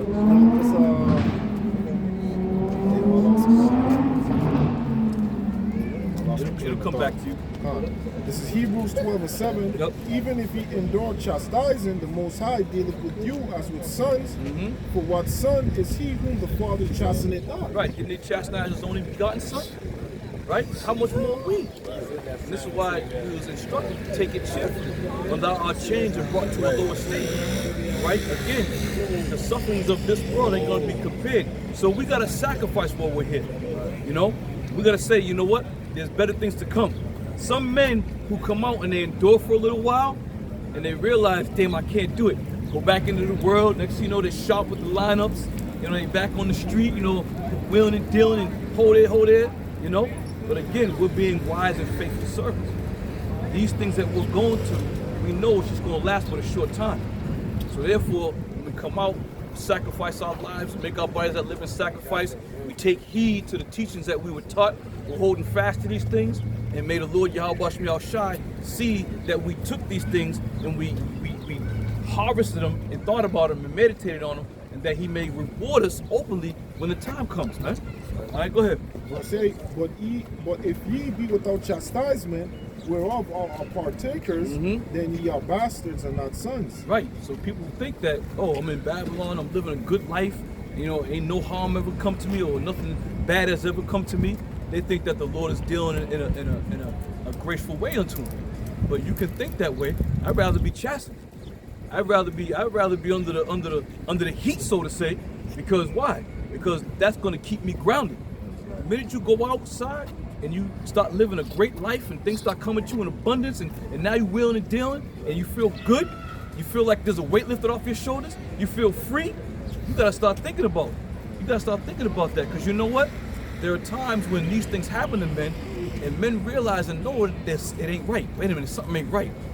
When I was under the umbrella of the Lord, you know, I felt that sense of security, but also I had that fear in me that kept me in the right space. But now, once they leave from underneath that umbrella, they're out there wild and they think it's all good. It's a fearful thing to fall into the hands of living power, man. All right, so I'm gonna come here, and here, okay? This is Revelation 12 and 11, and it reads, "And they overcame him by the blood of the Lamb and by the word of their testimony. And they loved not their lives unto death." That's right. They loved not their lives unto death. So we ain't over here happy, man. We ain't happy. We're not over here flourishing. We're barely getting by. We're scraping by. You know, and we just hope and pray that Yahweh Bashmiel Shai has mercy on us and, you know, delivers us up from the said peril that's coming here, man. You know, again, like the brother read in Romans the 18th chapter, 18th verse rather. You know, the sufferings of this time. We are suffering. Any man of the Lord, anybody that's in this thing of ours, we're all suffering. And if you ain't suffering, then you in the wrong place, man. You in the wrong mindset. Go ahead. I'm going to continue. Hebrews 12 and 9. Furthermore, we have had fathers of our flesh which corrected us, and we gave them reverence. Yep. Shall we not much rather be in subjection unto the Father of spirits and live? That's right. That's right. When a man says he doesn't fear anymore, and you don't fear the Lord, and there's no need to fear the Lord, there's nothing you can say to that. There's nothing you can say to that. The Lord's not looking for you to be a buddy. The Lord's looking for you to fear him, man. Right. That's what the Lord's looking for. And if you think otherwise, oh, the Lord is, you know, this and that, I don't have to fear the Lord. But why not? The fear of the Lord is the beginning of wisdom, man. Go ahead. Proverbs 1 and verse 5, a wise man will hear and will increase learning. Yep. A man of understanding will attain unto wise counsel. Yep. To understand the proverb and the interpretation, the words of the wise and their dark sayings. Yep. The fear of the Lord is the beginning of knowledge, but fools despise wisdom and instruction. Right. The fear of the Lord is the beginning of knowledge. All right? The Lord is not looking for best friends. The Lord is not looking for a guy that's going to just run around and talk, man. We fear the Lord. And this is why we're very mindful of the things that we do, the things that we say to one another. It's very important. It's very important, man. And with that fear, it's going to keep you grounded. You may be out one night and thinking, yeah, you know what? You got a club on the left side. Let me drive. You know what? Let me take my ass home. Yeah. Because that mindset that you're living in is keeping you right. Because at the end of the day, sometimes going to these clubs ain't nothing good going to happen in there. Especially if you go in the club back around the old neighborhood. Niggas be shooting up and doing all kinds of wickedness. Next thing you know, you get caught out there, now what? Talking about, yeah, slucky, y'all. I shouldn't have been out there. My bag, you know. Go ahead. Let me get this brother right here. Go ahead. This is Proverbs 15 and 16. It says, better is a little with the fear of the Lord than great treasure and trouble therewith. That's it. And again, most people are striving for what? Things of this world. It's better to have that little bit of fear of the Lord than to want to be a master in Babylon, man. Oh yeah, the Lord knows my heart. How many times you hear people, the Lord knows my heart? Well, do you know what the word of the Lord says? You think the Lord knows your heart, but do you know what the Lord said? All right, go ahead, Elder. This is Jeremiah 4 and 22. It says, "For my people is foolish, they have not known me. They are sottish children, and they have none understanding. They are wise to do evil, but to do good they have no knowledge." Right, why is that? Because of the teachings of this world. You know, and again, our people hate to relieve themselves from the eating of pork, from the wickedness that they've been saturated in throughout their life. This is all they know. And this is why you understand and you know that it's all of Yahweh Bashmiel Shai that we've been brought into this thing. And if we have been selected from the beginning, this is our lot. You know, when you see Jake out there doing wickedness, you're like, God damn. They doing all kinds of shit. You just see these videos they put up here. World Star. Jake is out of goddamn control, man. But again, this wasn't their lot. Even though they've heard brothers, they've seen brothers, they walked by brothers' camps many a times, they even like these niggas, you know, give you that whole shit. It's all gonna come back, man. It's all gonna come back to haunt them. Go ahead. This is Galatians 5:16. It says, "This I say then, walk in the Spirit, and ye shall not fulfill the lust of the flesh." Right, walk in the Spirit, and you shall not fulfill the lust of the flesh. And you know what's one of the worst things for the lust of the flesh is chasing after these women. It's one of the worst things out there, man. And this is why we always say every time we leave camp, whatever you do, be spiritual. Just read that again. It says Galatians 5:16. Then I say then, walk in the Spirit, and ye shall not fulfill the lust of the flesh. Right, the lust of the flesh will get you hemmed up, man. Chasing after women, you know, trying to be a drug dealer, trying to be, you know, do all these things in the world, chasing after that flesh, chasing after that lust, man. So we tell brothers, be spiritual. And if there's something going down, reach out to brothers. Yo, shalom, brother. You know, just thinking about, we think about this. I was thinking about going to see my ex. She want me to go down there. Yo, bro, where she at? Down? Nah, nigga, nah, brother, don't go over there. Nah, I don't think it's wise to go over there. Let that shit go, you know. Or brother may be looking for, you know, a little something to tidy him up for the night. If the brother call and reach out, I'm like, yo, nah, bro, you alright, just chill, lay low, bro. You know, but again, this is what the brotherhood's for. This is what we teach with each other. This is how we communicate with each other. You know? Go ahead, real quick. Now this is the first Andrew, chapter 4, verse 26 and 27. He says, yeah, many that have run out their wish for a woman and become served for their sakes. Many also have perished, have erred and sinned for woman. So they perish all for the sake of woman. Right. And it's tough, man. You go out in this world, and if you got a desire, if your desire is to have as many women as you can, and that's going to be your downfall, man. You got something? Nah, all right, so good, brother. Ecclesiasticus 18:30 reads, "Go not after thy lust, but refrain thyself from thine appetite." Right, go not after thy lust, but refrain thyself from thy appetite. Refrain thyself. You know, listen, man. We all, you know, looking at, you know, we all want, you know, women. We all like women. You know, men. We Israelites. You know, but again, the Lord is going to give you a woman that you should be satisfied with. Even though she gonna give you hell, she gonna give you hell, you know, in the long run, but that's your woman. But when you start chasing after these women, it's gonna do what? Next thing you know, you got kids. You got kids, you know, and these left and right. Kids left and right. Yeah. Next thing you know, she calling Esau on you, 5-0 at the door. Yo, come out here, you know, what's the situation? You know, there's gonna be a restraining order. Go ahead, bro, you got it. There's gonna be a restraining order on you. All right, so be mindful, man. Be mindful. In fact, they been show like on the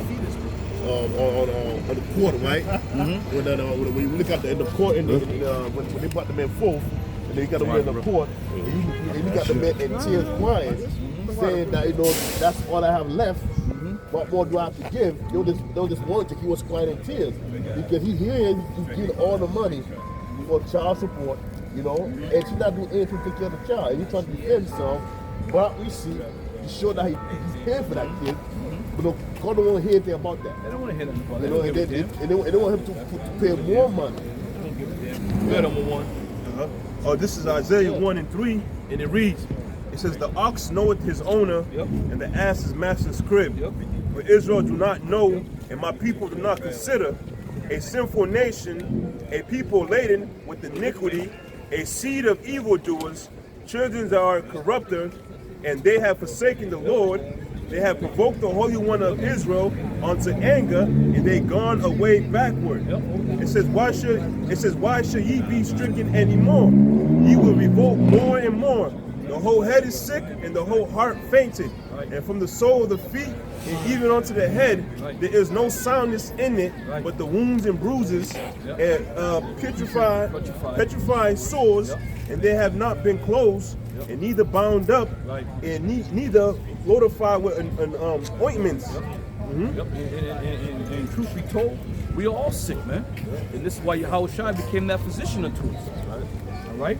And that physician has been sent unto us as the comforter of the book, right? And the Lord has opened up our mind to receive and understand these things from our teaching, from the men that taught us, from the head apostles and elders, and bishops on down.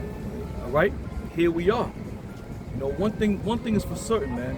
When you come into this thing, you throw away that old man. You put away that old living, right? Go ahead. Give me. Go ahead. Romans 12 and I'll get straight to the point, verse 2. And be not conformed to this world, but be transformed by the renewing of your mind, that ye may prove what that is good and acceptable and perfect, the will of the Most High. Right, that you may prove what is good and acceptable. So you got to change your mindset, your thought process. You can't come into the truth and be a nigga in the week during the week and try to be a brother on the weekends. Right? You got to get rid of that old man. The scripture says the inward man groweth new day by day, but that old man perish. You know? We Genesis 4 and 7, I believe. Genesis 4 and 7.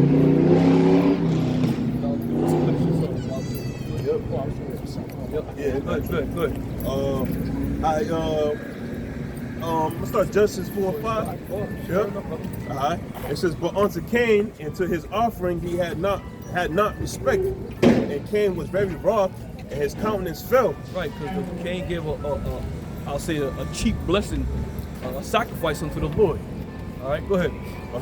And the Lord said unto Cain, why art thou wroth, and why is thy countenance fallen? It says, if thou dost well, thou shalt not be accepted. Right. The Lord's asking, if you do as well, won't you be accepted? And this is what also we push, man.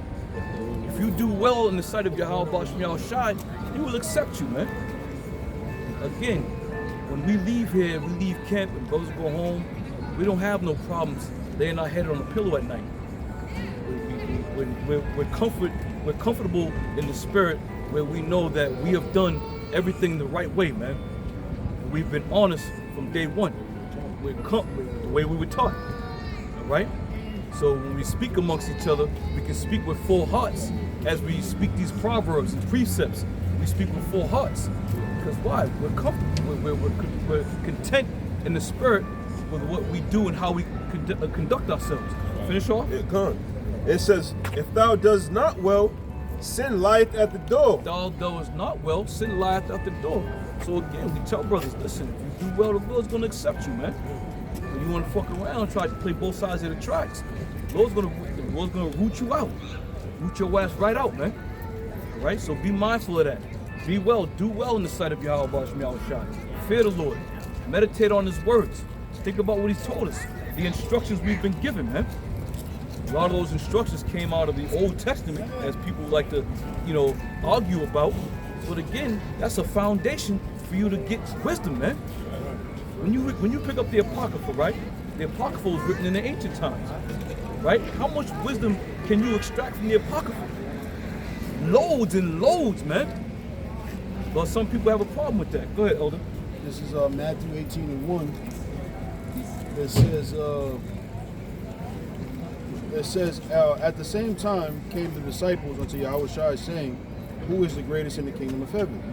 And Yahushua called a little child unto him, and set him in the midst of them, and said, verily I say unto you, except ye be converted and become as little children, ye shall not enter into the kingdom of heaven. Whosoever therefore shall humble himself as this little child, the same is greatest in the kingdom of heaven. And whoso shall receive one such little child in my name, receiving me. That's right. Yeah, so the elder is getting into changing your mindset and the type of mind frame you got to be in this truth, and ultimately it's humility. This is 1 Peter chapter 2, verse 1. It said, wherefore laying aside all malice and all guile and hypocrisies and envies and all evil speaking, as newborn babes desire the sincere milk of the word, that ye may grow thereby. That's it. So the scriptures are repetitive in that way. Where we are to have the mindset of new children, because what are children? Children are malleable, impressionable. Right, and so that's the mindset you need to have, an open mind, willing to learn from the men that have taught us. And it's a show of humility, right? So that's what the Heavenly Father is looking for, a contrite man. You know, one who's put aside his own fleshly desires for the furtherance of the truth. You know, I got one for you, though. This is Philippians chapter 2, and I'll start at 5. It says, let this mind be in you, which was also in Yahushua HaMashiach. right. So the ultimate symbol of humility is one who was innocent but didn't resist getting up on that cross. Right? That's the ultimate show of humility. Why? Because he was innocent, but then two, he did it without his own will in mind, but the will of the Heavenly Father. Right? That's the ultimate show of humility, right? So that's the type of man you should be in this truth. One who is willing to do away with his own fleshly desires for the furtherance of the truth. You'll learn contentment in that way. Not trying to be the boss man or take down the boss man or whoever the ruler is trying to take them down. That won't happen if you carry yourself with a certain level of humility. It ain't about you. Right. It's about the furtherance of the truth. Going back to verse, no worries. Verse 6, it says, who being in the form of God, thought it not robbery to be equal with the Most High. It says, but made himself of no reputation, and took upon him the form of a servant, and was made in the likeness of men, and being found in fashion as a man, he humbled himself and became obedient unto death, even the death of the cross. That's right. Became obedient to death, right? And that's the mindset we should have. It ain't about us. It's about the Lord Yahushua and us ushering in His kingdom. Get one of these numbers. Your ass out of here. Trying to entice brothers, right? Get out of here, Satan. I rebuke thee. What did Dr. Umar say? Gotta stay strong. Yeah, stay focused. Gotta stay focused. I got something. Hey, she's fine as hell, man. She was real nice. Philippians 4:11. Not that I speak in respect of one, for I have learned in whatsoever state I'm in, I am. Salakia. Therewith to be content. I know both how to be abased, and I know how to abound. Everywhere and in all things I am instructed, both to be full and to be hungry, both to abound and to suffer need. I can do all things through Yahushua Mashiach, which strengthens me. Let me get one more. Zechariah 9:12. You got it? Yeah, it's beautiful. I got it. This is Zechariah 9:12. It says, turn you to the stronghold, ye prisoners of hope. Even to today do I declare that I will render double unto thee. Right. And for some reason, Romans 8:18 keeps coming back into my mind. You know, the sufferings of this present time. In this present time, we are known as prisoners. We are known as prisoners of hope. So therefore, we have been, I said to the elder earlier, we have been obligated to conform to the laws of the Lord and the ways and styles of the Lord. For example, when you got a man in prison, he has to conform to the ways of the warden. The warden sets the rule, you got to follow it. Likewise, being prisoners of the Lord, being prisoners of hope, Yahweh Bashim Yahushai set the rule, we got to follow it. You see? So this is all, man. Being prisoners of hope, hoping and praying that the Lord have mercy on us, doing as commanded, going out here prophesying. Because did not Yahweh say he was the spirit of prophecy? And this is what we need to be doing. All men out there, we got to be prophesying about the downfall of this kingdom. This is what we're prophesying about. And all the wars and the skirmishes and of the evils and of the pestilence that is on the horizon. We ain't out here to sit here and try to, rock you to sleep and just to tell you one side, man. Is the Lord merciful? Yes, He is. Is He full of compassion? Yes, He is. But right now, is that the time frame that the Lord's living in and that we're living in? Absolutely not, man. The Lord's going to give all that at the appropriate time. He's going to render unto us all the beautiful things that He promised unto us. We're going to receive those things. But as Judas Maccabee said, there's still a battle before us. Be not greedy of the spoil. So just because you got a little something in this kingdom, that don't mean shit, man. We still got a lot of hell to go through. We still got to go through that. We're going through that straight gate, man. There's fire on one side and water on the other. And we hoping and praying that the Lord keep us safe from all of it. All right? You got something? Something real quick. Yeah, this is 1 Peter chapter 4, verse 1. It says, for as much then as Hamashiach has suffered for us in the flesh, arm yourself likewise with the same mind. Right. And for he that has suffered in the flesh has ceased from sin. He that has suffered in the flesh has ceased from sin. Even like the Lord, man. When the Lord was on the scene, everybody accused him. Pontius said, he said, you know, what has this man done? You know, that's your law. You see to it. I don't really fault this man. But because Israel was all adamant that he was a blasphemer, you know, he was making himself equal with the Most High, they didn't like that shit. But again, those very same spirits are on the earth today, man. It's all simple, man. It's all simple. The very same spirits are right back here today, doing the same shit that they was doing back then. Everybody's in their lot, man. Everybody's in their lot. You got something now? Come. Go ahead. Ecclesiasticus 39:1. But he that giveth his mind to the law of the Most High, and is occupied in the meditation thereof, will seek out the wisdom of all the ancient, and be occupied in prophecies. Right. I mean, it's a beautiful time to be occupied in prophecy. It's a very beautiful time because it gives you joy when you read something that you read maybe 4 years ago. Now all of a sudden it's starting to surface. It's starting to happen. That boosts your spirit up. That boosts your spirit. And now you, y'all shy. This is going down. This is happening. You see, because we're occupied in the prophecies that were set before us. This is the only thing that you should be occupied in. You know what I'm saying?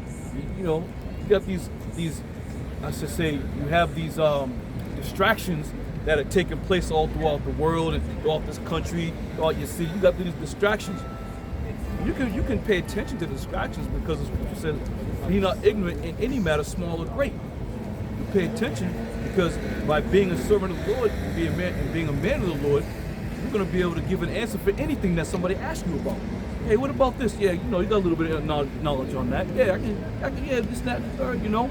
But again, knowing the primary goal is being focused in his prophecy, being focused in the word of Yahweh Basham Yahweh Shai. Go ahead. Just to land back, 1 John 2:20. But ye have an unction from the Holy One, and ye know all things. That's right. We have an unction from the Holy One, and we know all things. And that's what I'll say this, man. I don't know if y'all brothers were around, but there used to be a brother named Brother Amashaba Allah, the man of Jacob, the Dallas brothers, and him and Elder Yashawamba, I think it was Elder Yashawamba, they were in a park. And when they went to that park, you know, this is years ago, they went to the park, and people started firing different questions. And that brother was getting down, boom, boom, boom, boom, boom, he was getting down. And I always thought about that, you know, and he's long gone now. But the sentiment is there, you know, having that unction to have a little bit of understanding of everything. See? And that way it makes you a complete man, you know, it makes you complete. You know? Go ahead, brother. Son. This is Luke 21 and 33.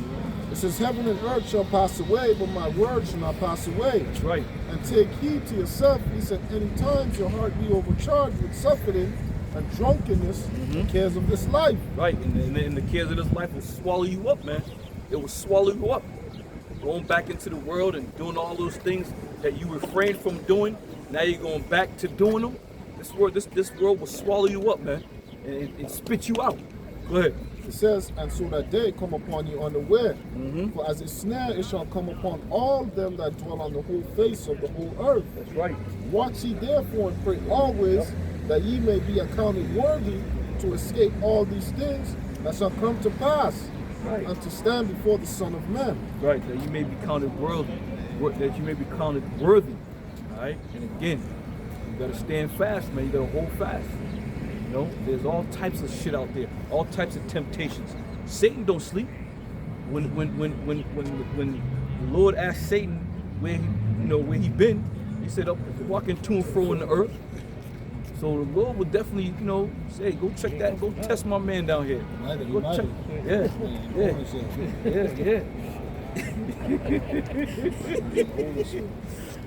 Came down. Came out of hell. Right. Came out of hell.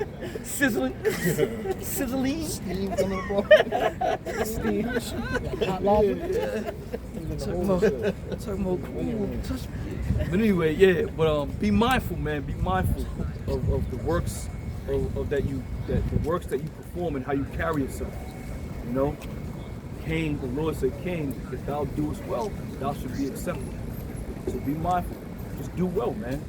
Pray through the Spirit and power of Yahweh Shai that He gives you more understanding, He opens you up and lets you receive, and that He keeps you from going down any demonic path, man. All right. You got one more? Anybody got something? Go ahead. You got something? No. You got one more else? Hey, like the praise says in Matthews, but the Lord, praise to the Lord that He don't lead us into temptation. Right. Lead us not into temptation, but deliver us from evil. All right. And again, the Lord knows who His own are. Lord willing, we hold fast and we make that, you know, make that be known through the Spirit of the Lord that, hey, we trying, man. We holding fast and we trying. Go ahead, brother. It's the book of Revelation 3:10. Because thou hast kept the word of my patience, That's a good one. I also will keep thee from the hour of temptation, which shall come upon all the earth. It's like the world to try them that dwell upon the earth. You know how big that is right there? You know how big that is? The Lord said He's going to keep you from the hour of temptation, which we understand in order to be the hour when the time when they're going to start giving that MOTB out, man. That when that comes out, man, you know how big that is? Because it's going to put you in a position where you're going to be you're going to come to the crossroads, all right? Right now, it don't seem like shit. It don't seem like much because we can come and go as we please. We can go over to Black Seed Restaurant, you know, go in there, pull out the debit card, get a meal, sit down, chop it up. We can do all those things. But when that shit comes to an abrupt halt, and now you're gonna be like, damn, I'm getting kind of hungry. I don't have the message, the means to go get food. May the Lord keep you from the hour of temptation that's gonna come to all the world. So pray that the Lord gives you that, man. Pray that the Lord keeps you in His sights, that He's gonna keep you from that time period, man. Go ahead. Behold, I come quickly. Hold that fast which thou hast, that no man take thy crown. That's right. Behold, the Lord come quickly, and He's coming, man. Things are speeding up. Times are changing. Things are changing. People are doing exactly what the Scripture said they was gonna do. Nations are gearing up. Kings are rearing up. Allies are getting together. All right, this is happening, man. And it's again, we say it, and we're gonna continue to say, this is a beautiful time to be living, man, to be alive. You got something else, brother? Yeah. Go ahead. Especially in a time like you're saying, because Scripture said that suddenly the sown places will be sown. This is 2 Peter chapter 2, verse 9, and it reads, and the Lord knoweth how to deliver the godly out of temptation, and to reserve the unjust unto the day of judgment to be punished. That's right. So He's going to deliver the godly out of the day of temptation, and the unjust He's going to let them be punished, man. You know. So know who you're dealing with, man. Know who your surroundings are. You know, keep yourself in good company with the men whom the Lord has selected. Right? There's no other group out there that can truly say that the Lord has selected these men. You gotta ask yourself, right? In the whole scheme of things, the Lord delivered his word down to men, right? He chose a group of men. Now, if you look out there and you look at the dynamics of all these groups that have been around for a few years with the head men, look at the track record. Look what they're teaching. Look what they're saying. Who you gotta go with? You know? KRS said, you gotta go with the name you can simply trust. And that's Great Millstone, man. That's right. That's Great Millstone. Go ahead. This is Micah 3:18. It says, then shall ye return and discern between the righteous and the wicked, between him that serveth the Most High and him that serveth him not. That's right. Him that served the Most High, him that served him not. So therefore, many men think they're going to, call upon a name or deliver the name, but the Lord's not dealing with it, man. All right? Got something else? Yeah. Come on. This is Ezekiel 33 and 33. It says, and when this come to pass, and lo, it will come Then shall they know that a prophet had been among them. Right, and we're gonna end it with this. When these things that come to pass, lo, they will come. Then shall they know that a prophet had been among them. And again, we ain't looking for any kind of glory or no praises. We just looking that we please Yahweh Bashim Yahweh Shai, and that we as humble servants be found worthy to be delivered, man. That's all, man. And let the Lord's will be done, as that brother Rahim used to say. He don't care about none. He don't care if I make it on this side. I just want the will of the Lord to be done. That's all we care about. Right? So with that, Lord willing, everybody was edified. You know, prophecies, scriptures, testimony. We give it all every week we come out. And may we please Yahweh Bashim Yahweh Shai, that we may be found worthy in that time. So with that, we'll give all praises to Yahweh Bashim Yahweh Shai Bashim Kakudash. We'll see you brothers on the other side. We'll say Shalom. Shalom.